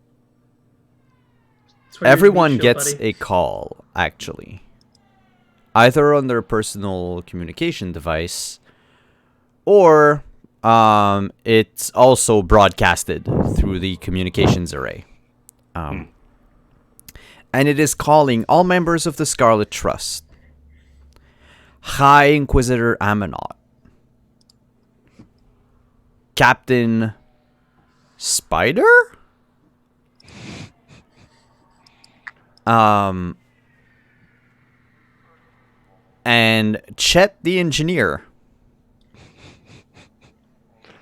to the war room in the bunker. Oh, I just want to clarify. When you gave me the this admiral promotion, does that mean I get the admiral roll feat? You didn't get the promotion yet, she said. After. Oh, okay. Fine. So what? This is like right after Kebachet and Aminat get Yeah, back? you pop back, and then the message happened.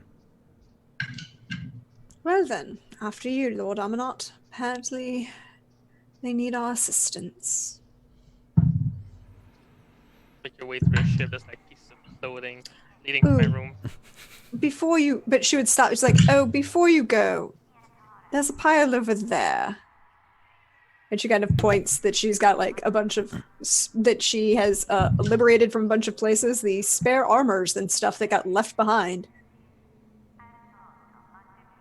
I don't think I'll need my armor right now, but thanks for letting me know.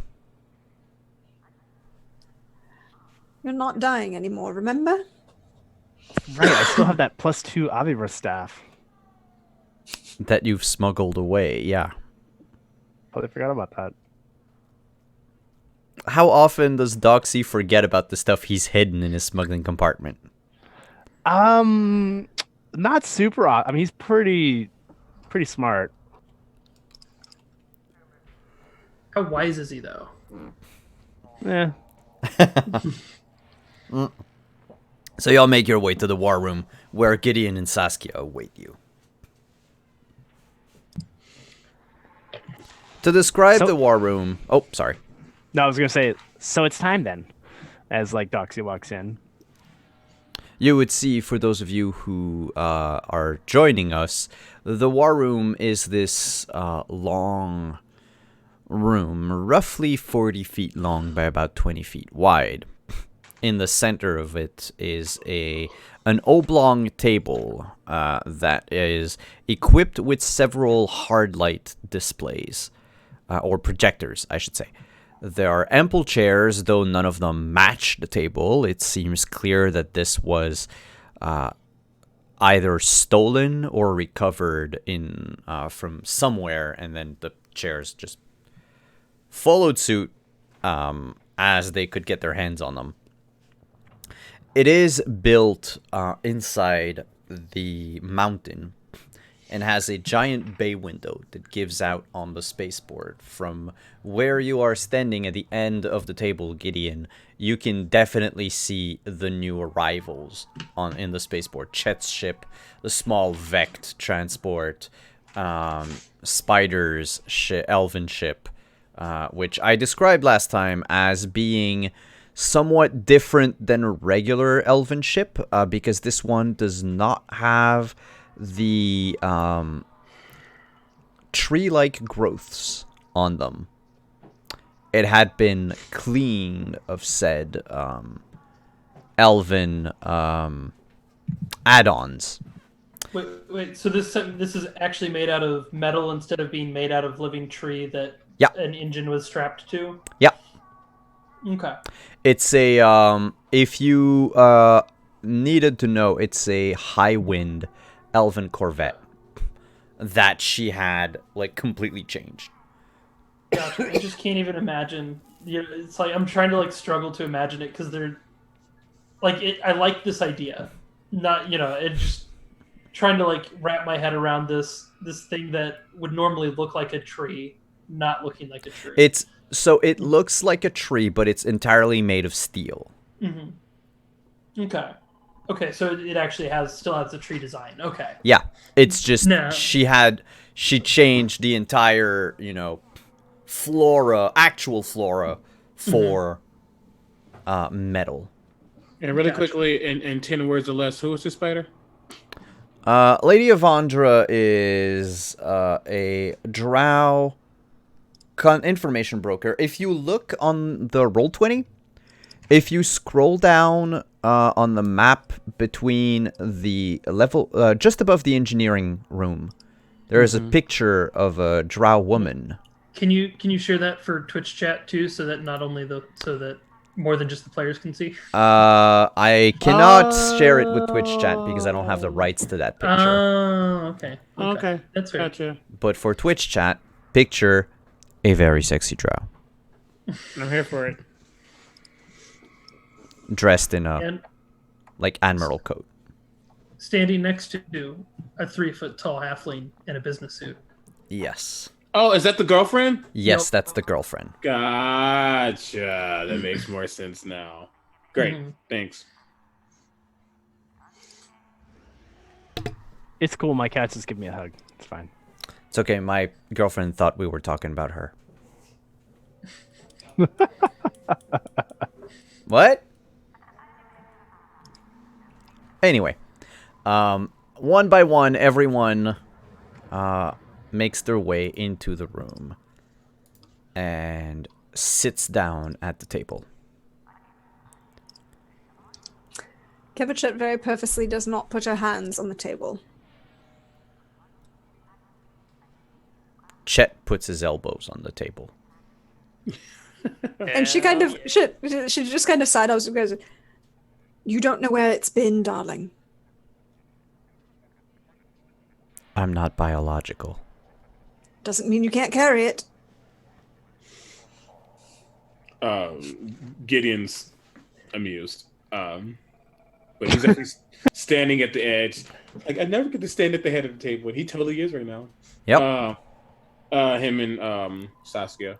Like, his arms behind his back, his really nice overcoat is just like not flowing, like, yeah, but it's just like, oh, he looks so regal. Yeah. And he watches everyone come in. All right, took you all long enough. No rush. Just making sure we can get this show on the road. Is everybody accounted for?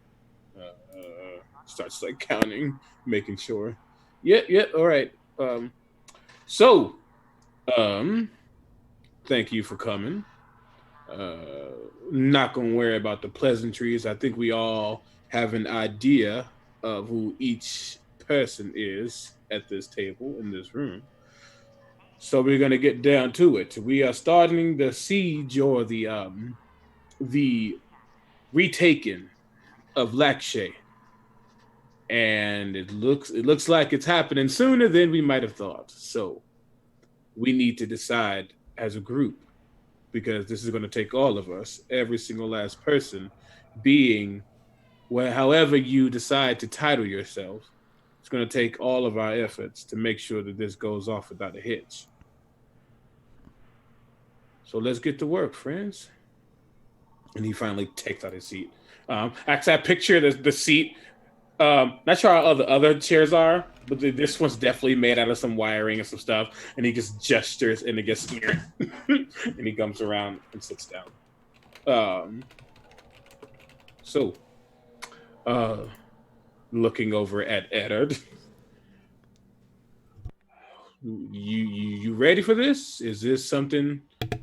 Is your part in this going to be something we have to push off till later? Or should we start focusing on the Illithids? Or should we focus on the orcs? Or what do you all think the first plan of action is? That's the question. What are our chances of retaking the throne with minimal casualties on both sides, and then turning everybody's attention back onto the enemies at the gate, and perhaps winning at least this part of the conflict? Never tell me the odds. And as like Doxy's like, As he's calculating. yeah, as like the calculations are just like going through Loxy's like database. You just see like the number, just like Why does the number keep on going down as I keep on talking? Don't ask questions like that. Now, And how then did the his number training? takes like a massive drop. How did his training go? By the way, is he proficient in persuasion now? He is I'm a proficient. freaking peacock, okay? Yeah. Yeah, no, you got expertise though, Oh right? yeah, okay. Oh yeah, that's right. We got you expertise. I will Oh, nice. strut my stuff. Yep. Saskia says, according to the numbers that we have right now, we have about a month before it'll be too late to strike. Ideal time would be anywhere within that month, maybe more towards the end of it. The fighting, especially with your Whisper campaign, and she looks at Doxy, with the fighting continuing on Lakshay on two different fronts, it will undermine morale. It will make many of the undecided actors on the planet more open to our solution. Well, I mean, is there a possible way that we could just minimize this to one casualty? Is that a serious question? Yeah, it is. I'm trying to think. Maybe we can get trial by combat sort of situation going on. Eddard versus the current one on the throne. I mean, obviously, that would involve smuggling him in far enough that because they're gonna smoke him on the spot if they see him approaching the castle. But if we could get him in and essentially force an appearance and force a challenge, his mech suit versus the king's mech suit.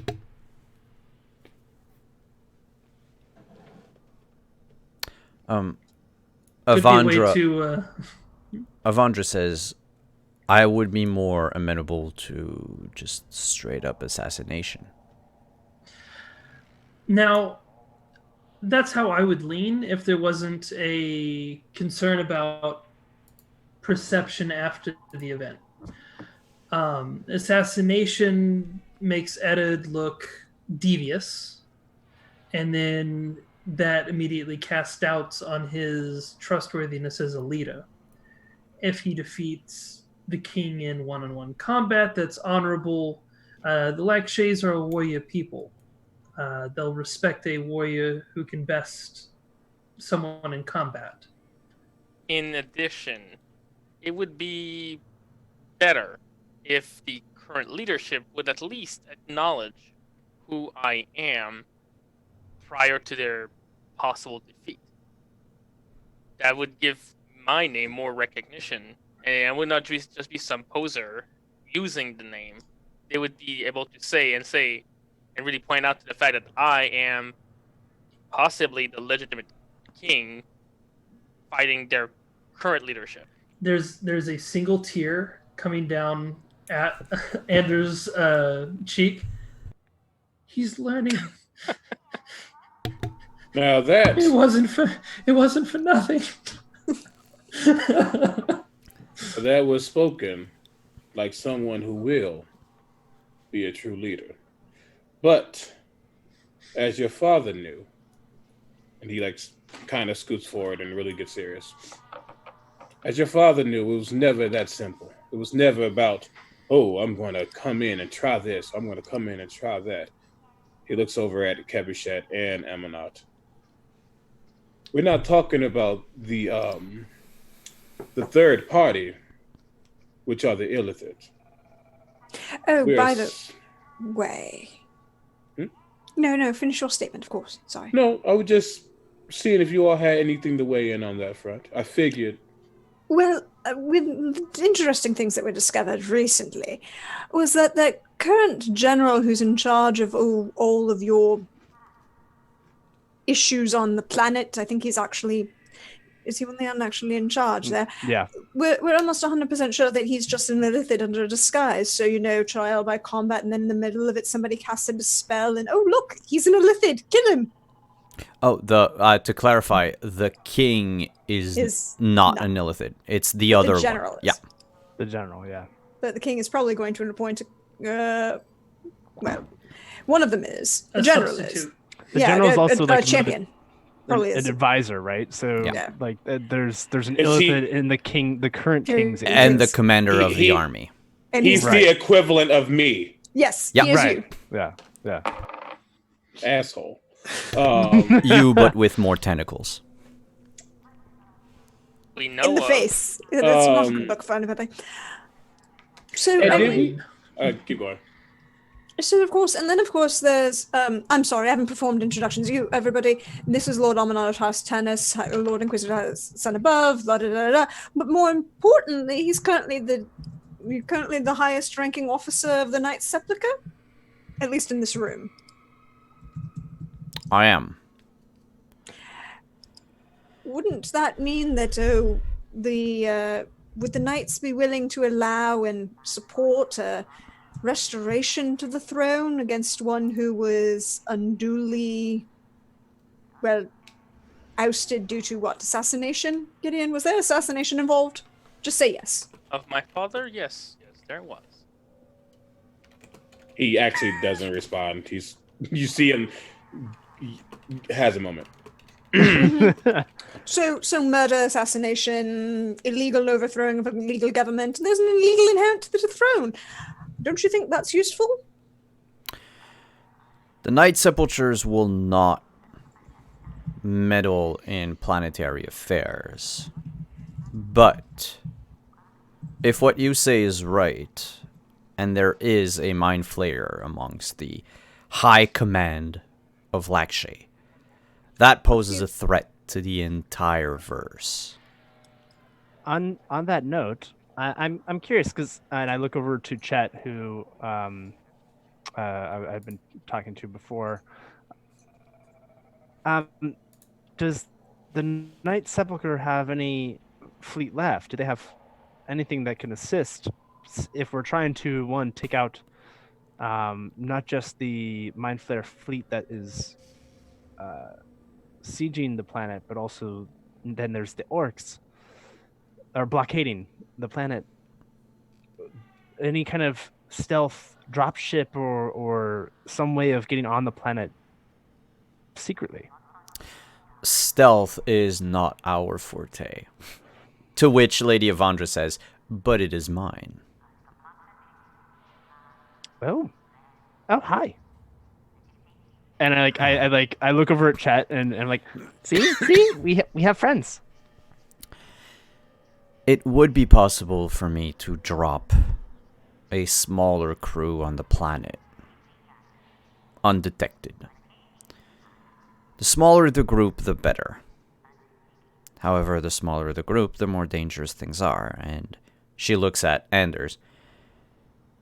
And I'm not about to sacrifice anyone. I mean, last week we were in the void fighting a giant brain. It was more than just a giant brain. It also had a maw that contained a portal to the rest of the Illithid fleet. Yeah, there was Important that. distinction. Mhm. And it was eating the void. And we shot it good. Well, I blew up Lola. I mean, And, like- certainly it's going to be dangerous to be on this planet, but I have some tricks to make sure that we get through this in one piece.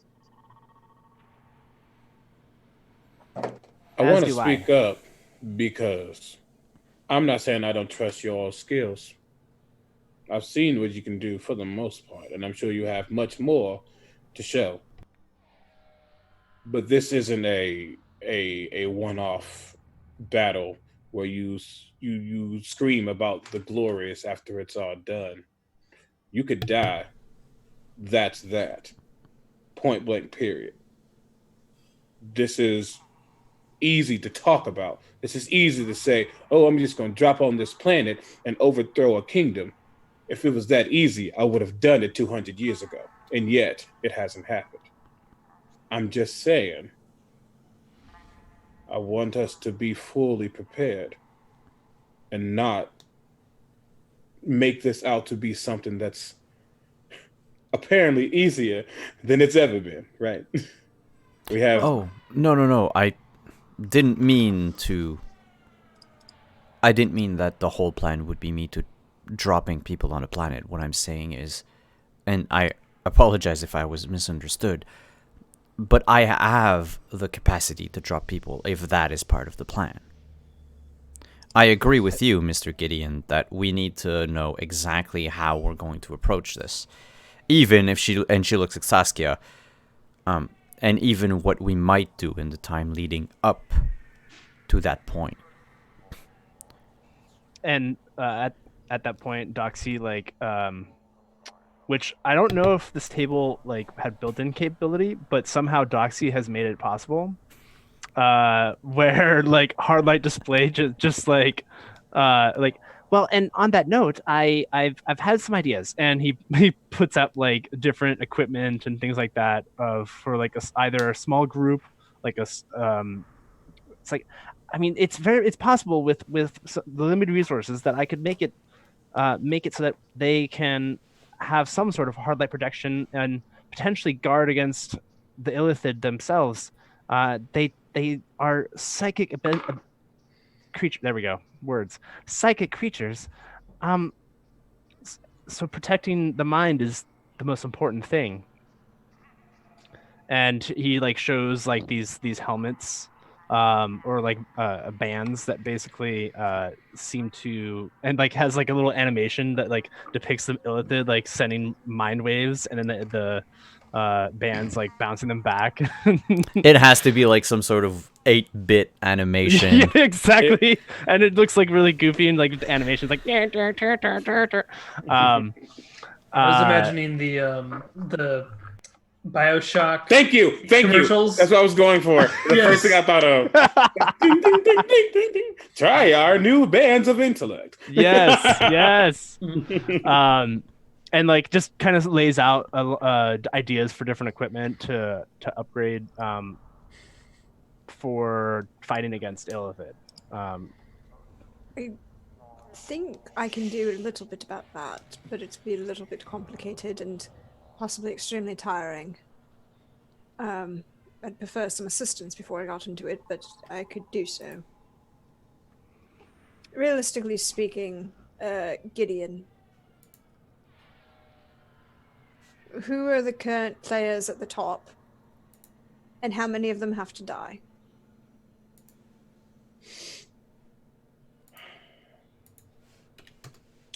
If the general and the king are disposed of. Now, do not get me wrong. I do not know this general. I don't want to know this general, especially if I'm finding out that they're actually an Illithid.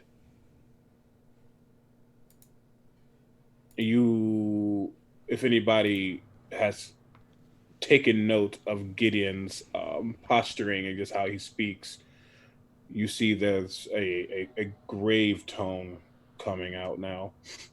You hear. The person on that throne was the beginning of all this chaos. The reason Erdot's parents are even gone to begin with. I do not care if his head is on or off his body. Good to know. So death is on the table for him, and death is on the table for the Illithids masquerading as a Gymro. Do we have a way of knowing if there are other Illithid? I can do so if I'm there, but it's a little harder if I'm not. And I can always detect things around me, but it has to be around me. Well, me and 30 feet of me. Captain, if you write the speech and give it to Eddard to say, and then Eddard, you make the challenge. That could be the way that we get them into the open. You designate a time and a place and insult his honor and his person. I'm sure that the captain can give you appropriate words to. I mean, we have control of their network. If we get you in front of the throne, giving your speech and have it recorded, they can't just. I mean, do we really have to put him actually in front of that throne? We do have a holodeck for a reason, Captain. We do have the reason I wanted to put him in the throne is I wanted him issuing the challenge to the king's face. Well, we can have the issuance of the challenge and then, the major dramatic after the fact, but, Fair enough. We can do this. These can be two separate things. I mean, I do want to see, like, an image. Do you care about the building, Gideon? Do you mean the throne room? Well, I mean, you have a castle. If you can preserve what was there before the usurper took the throne. Are you trying to call asteroids onto the building? No. I could do that, though, if I really wanted to, but it's no. I just, However, Eddard, we have a frame for Eddard. Why do we could just have him land on the building and issue the challenge that way. It's dramatic, there's something. Crush like everyone inside and then No. I challenge you. I'm sure there's a courtyard. Back me up on this, Almanaj. There's always a courtyard. Back me up on this. As much as an Just interest imagine- that would give us, Oh, that's coming in a lot strong. Well, if you've already done the verbal issuance of the challenge through holographic projection, and we control their access to to communication, that's Doxy's realm. I can tell you all this. The theatrics are nice, they really are, and trust me, they will appreciate is the wrong word, but they are a fan of theatrics as well. As if you have read up and did your history lessons. Eddard, cover your ears. His parents were murdered very publicly. So a challenge in the public is something he probably would do. So challenge in the public. Make it very public, make it very splashy. And then Avandra can drop the rest of us very quietly behind the rest of the building. Take out the rest of the... I have And ideas. Get me somewhere close enough I can break spells. And, not pass out. Also, you should know I've recently made some improvements to my vision. I can now see Illithid without the assistance of technology. And I can see through magical disguises without technology. It's one thing for you to be able to see. It's another thing for us to be able to show the world. No, I'm aware. I'm just saying that, we have an early detection system, whether or not we're in a place where we have technology or not. Okay. Doxy, how are you at connecting your... I'm assuming you have a camera somewhere. I'm running a recording device at all times. I'm assuming you do as well. Well, I mean, it depends on what you're asking. Because I definitely don't have cameras everywhere. How about you attach one to yourself, or at least a drone that we can carry along with us, so that when I possibly break this spell, disguising the Illithid as what he is, and then you can, because you'll have total control of their broadcast, why don't you just broadcast it live? Oh, that's easy. And Doxy does a hard light window appear behind him, and you just see from his visor the vision of him. I can present that they are hiding things as well. So you just see the vision that he sees briefly, and it's like different layers of magical auras, and then he switches it, and you just see like infrared vision, and I think we said that the aura vision or something like that was the way that I was able to see the illithid, right? The infections. The infected people? Yeah. The infected wasn't with aura, it was with thermal sight. Because you Oh, could with the thermal see, sight? yeah, you could register the heat signature from the creature inside the brain. Right. Okay. So you can see like the outline of Yeah. the creature. However, Got if it. it's a like illithid in disguise using like illusion magic, aura sight would automatically sense that there's an illusion aura around the creature. right, You right. wouldn't be able to dispel it, but you would know that this creature is covered by an illusion. Right. So I show you like a brief video of that, and I'm like, yeah. So it shouldn't be a problem. Similarly, a detect magic spell would do the same thing as aura sight. Yeah. So if the illithid is shape-shifted into a human, for example, you would detect that there's a spell on the illithid, Right. but you And would that's- still have to dispel it to know. And that's what Gideon can do. Gideon would be able to tell Dispel if as well? something's off. Not a Okay. spell. I can't dispel. He can detect though. Gotcha. So I think the plan. I think a starting point, and once you choose, it's the decision. Who would go with Edit to initiate the threat, or my apologies, the challenge, and who would be dropped off to work on things behind the scenes?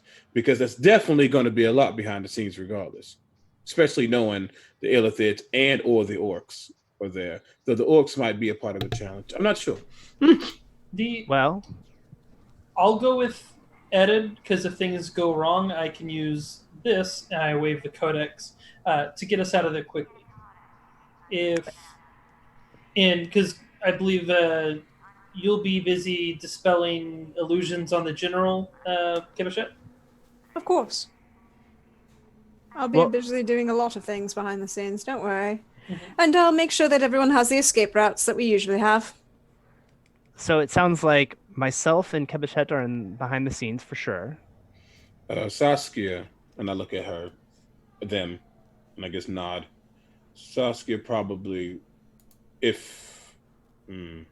not sure we should leave this place unguarded, but if Saskia goes, she'll be with you all. I'll obviously be with Edit. Of course. Amanat, do you wish to accompany... Who do you wish to accompany, or do you have other plans? We do need someone to manage the fleet.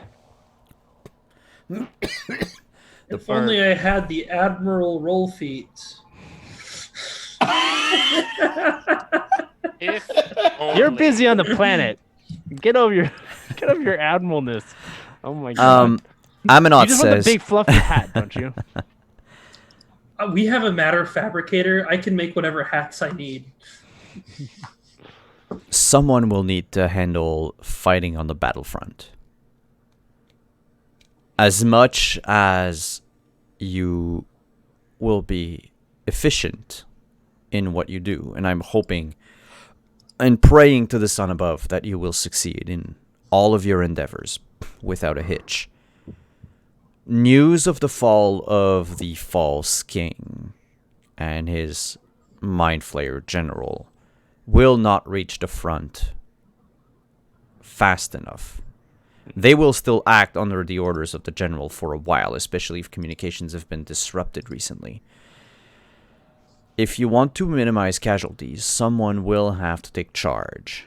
Someone will have to go on the front and rally the Lakshayans to your cause.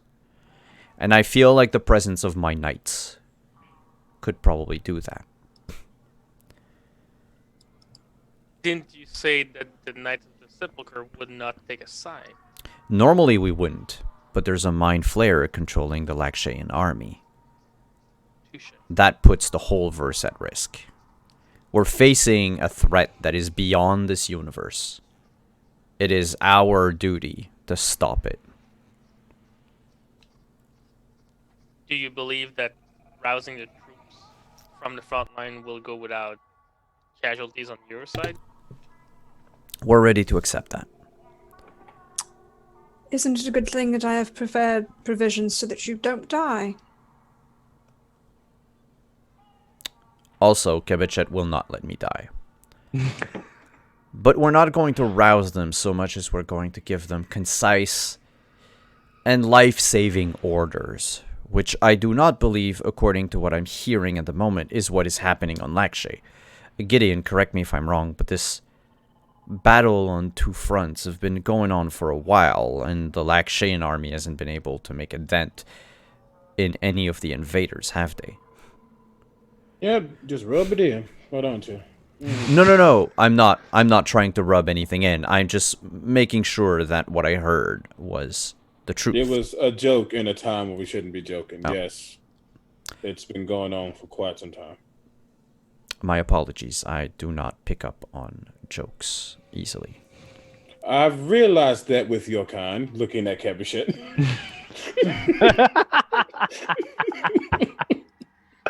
Oh, I'm loving these drags tonight. However, the arrival of the Sepulture Knights anywhere is normally enough to make people look up and listen to us. Never in the history of the verse has the Sepulture Knights been used for ill purposes or in vain. How mighty of you. That's what you get when you're a bunch of lawful good paladins. But also, he's not entirely truthful. It's the Night Sepultures were led astray a few times, but like in general, that's the reputation that they have. Right. So we can handle the army. Make sure to direct them either against the orcs or the Illithid, whichever is our prime enemy. And he looks at Chet Yeah. and says, "But I heard you had maybe a way to dispose of one of the two armies easily." And Chet's like, "Well, I only have one bomb. But point me to the biggest ship." Do you know that scrying can work on anything, anywhere? No, I don't do magic. What are you thinking, Kebechet? Mm-hmm. I'm thinking that if you decide which one you want very much gone, I can target it from here. With scrying? Yeah, our only problem is that the bomb cannot run through space for a long time. It needs to be launched from a cannon. What? Ooh, I have an idea. Might. Oh, there goes What if we Lula. teleport it? I could do that too. I could set it on a very, very short timer, something like a few seconds. But if we miss our shot, the bomb explodes here on the island. Out of character. Oh no! Out of character, like Eddie's like, "Are we gonna Stargate this shit? Are we gonna Stargate this shit? Yeah, let's Stargate this shit." Let's Stargate this shit. Jet, we have a means of making sure that it goes directly where we want it to. We have a targeting system that's very precise, unfortunately. Avandra leans over on the table and looks intently at the captain of the Scarlet Trust. If my information is correct, Captain, don't you also harbor a planet-eating dragon on your ship? We do, yeah. He's not planet-eating But yet. he's not planet-eating size, yes. We shrunk him again. But you could undo the shrunken. You're not wrong. Well, Possibly. and like Doxy, like I do have my shrink ray. Nope. We agree. Here's the thing: we didn't shrink him. Remember, we de-aged him, Mm-hmm. brought him back to the age he was supposed to be, instead of rapidly aging Right. him, which is what we did the first time. Unfortunately. I suppose my shrink ray was more of a rapid accelerated aging ray. Mhm. How I'm did sure you if coin we that? let him out, we might. You can make him bigger. Gideon, are you all right? I'm fine. And you just see his eyes again. If people have forgotten, he doesn't have whites. He doesn't have anything like that. Literally, just like a nebula where his eyes should be. And he's just, oh yeah, totally. Just unleash the void dragon and let it do what it needs to do. That's a perfect plan. And if you begin to feel anything, or you're suffering from anxiety or anything, I can help you with that, at least for a brief moment. No, Um, I'll be fine. I just All right then. No. Aminot, it's Aminot's turn to lean over, and he looks at Anders and Doxy and says, "How many years did you age him?" And like Doxy does a quick calculation with his shrink ray, like kind of like does a record log, like pulls up a log. How much did I age him?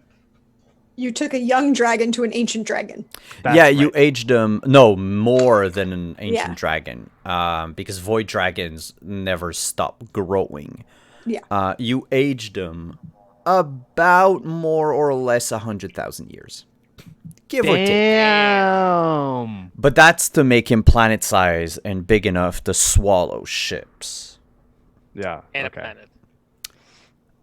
And then Aminot's like, because if, and I do not condone accelerated aging, I would much rather leaving the creature alone. But if we want to use a dragon on our side, I know of a place where the dragon could age about 30 years in a month. Oh. I mean, however he ages, whether through artificial aging or through putting him in a pocket dimension where time works differently, it would be with his consent. Yes, that's the always. main I would thing not that I want to found. get on the bad side of a dragon. For once, it's very nice. I'll have to introduce you.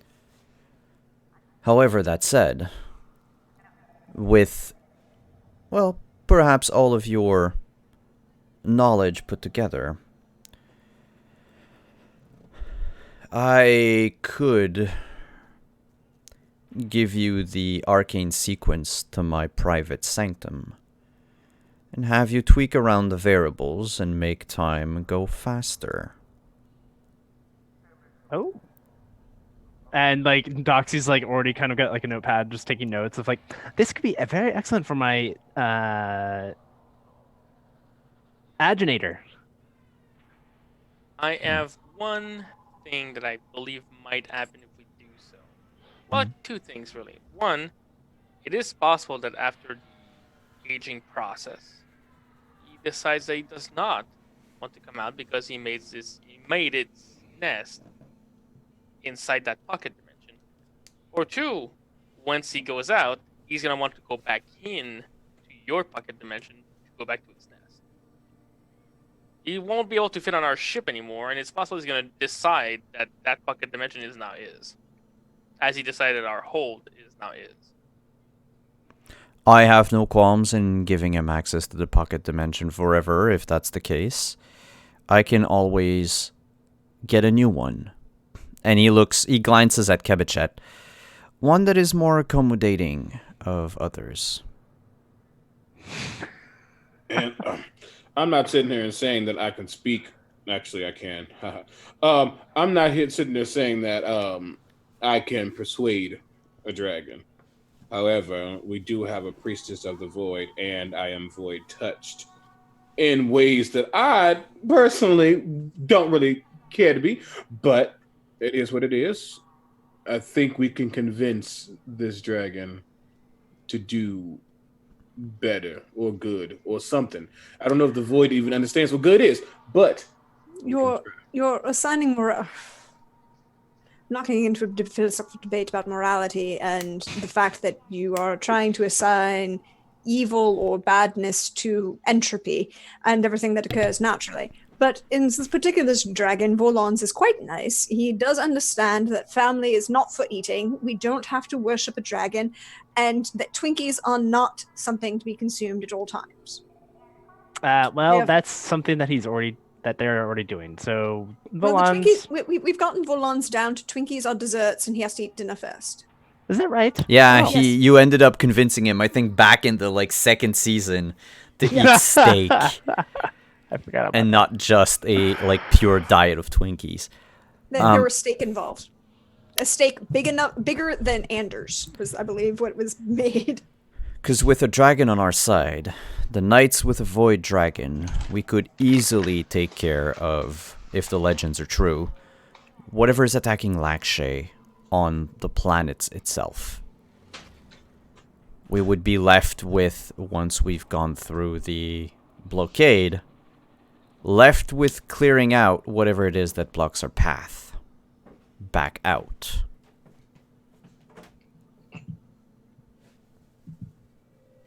Would be using dragon like a big vacuum to just Heavy pick up artillery.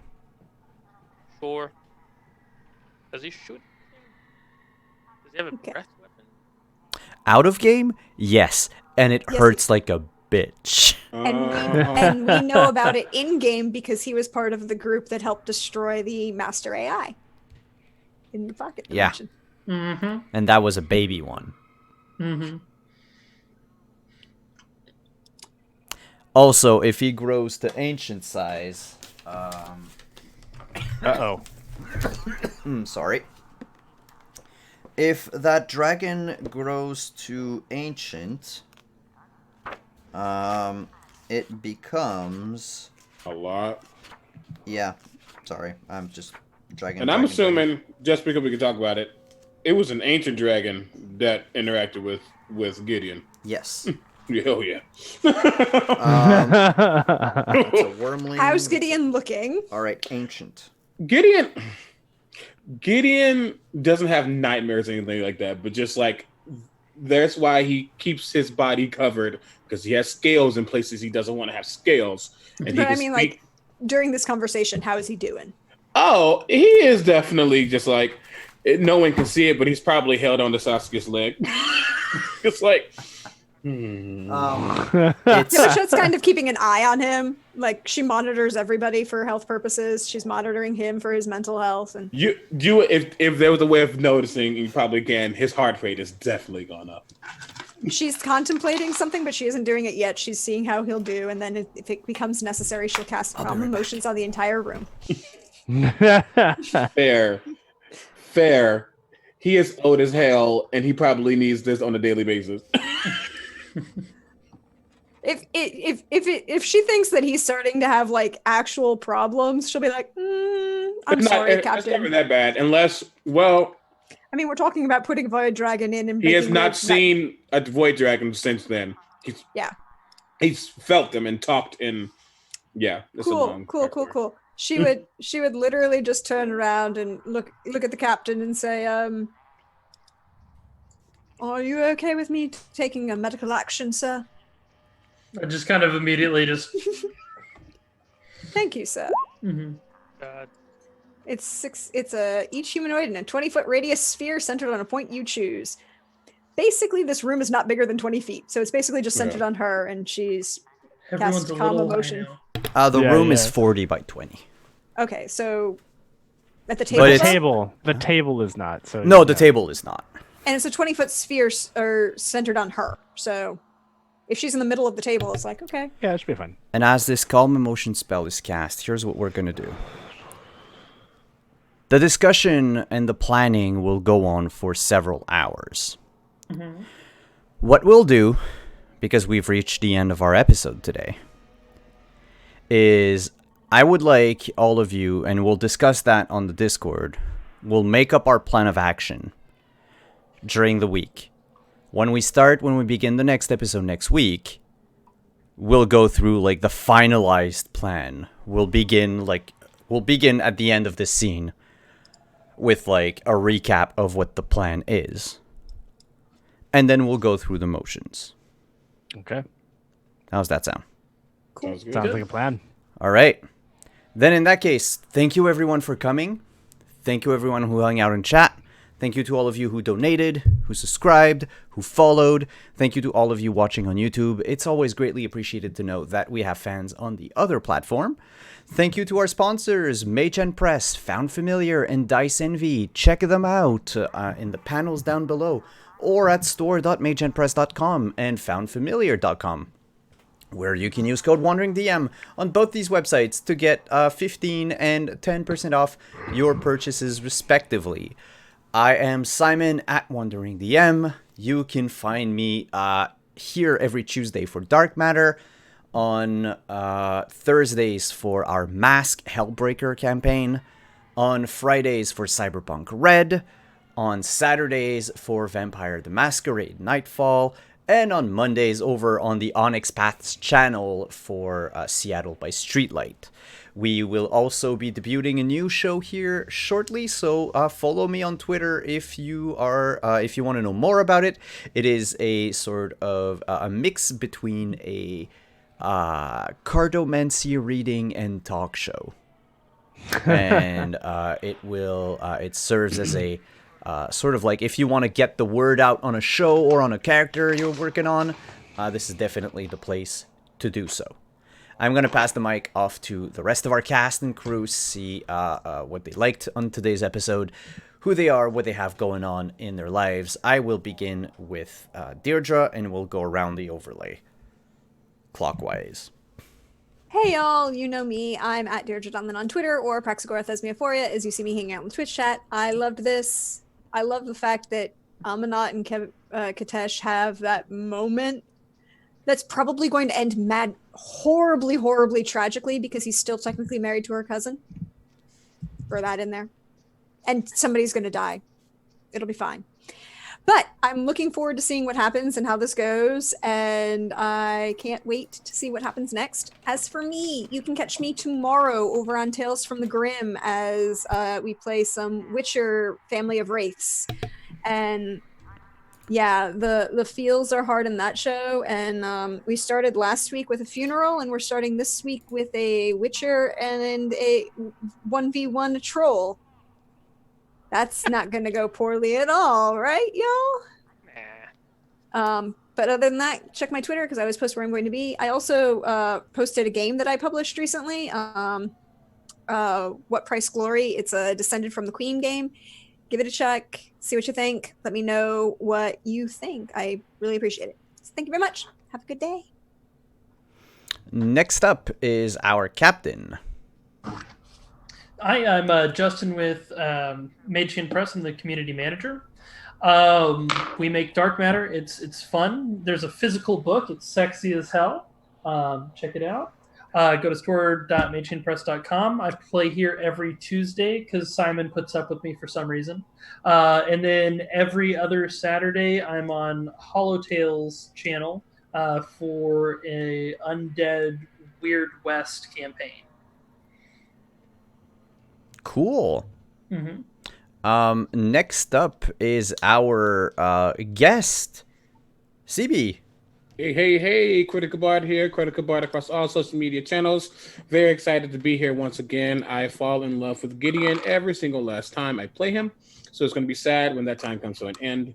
But I'm enjoying the ride while it happens. You can catch me many places. On Wednesdays, normally, I am on the Mythic Grove, which is Gabe's new Twitch, playing some good old homie D&D. But tomorrow we're going to be playing a one-shot, which is going to be great. On Fridays, you can catch me on Lady Chiefling's Twitch channel as we descend into Avernus. And then right after that, I am with Drop the Die as we have an all-road campaign called The Little Rascals. And then many other things throughout. Have a lot of cool things happening for me that I can't talk about because #NDA. Other than that, you can go to critbar.com to get merch such as hoodies, jackets, shirts, pantalones, many other things. Also, catch me at C2E2. So that's the thing. Yeah, really excited to be here. I'm excited to have you. Next up, our engineer and tech expert. Yay! I don't know what the hand signals was, but anyway, yes, I'm Eddie Freeman. You can find me on the Twitters at Pixel Pirate, the first E being a 3. I am working on some things still, making progress, which is great. And yeah, gonna be figuring out some games I want to play this year. Definitely want to get into a Numenera game. That looks like. Anyway, so yeah, just keep your eyes out, and I'll update everyone on the Twitters.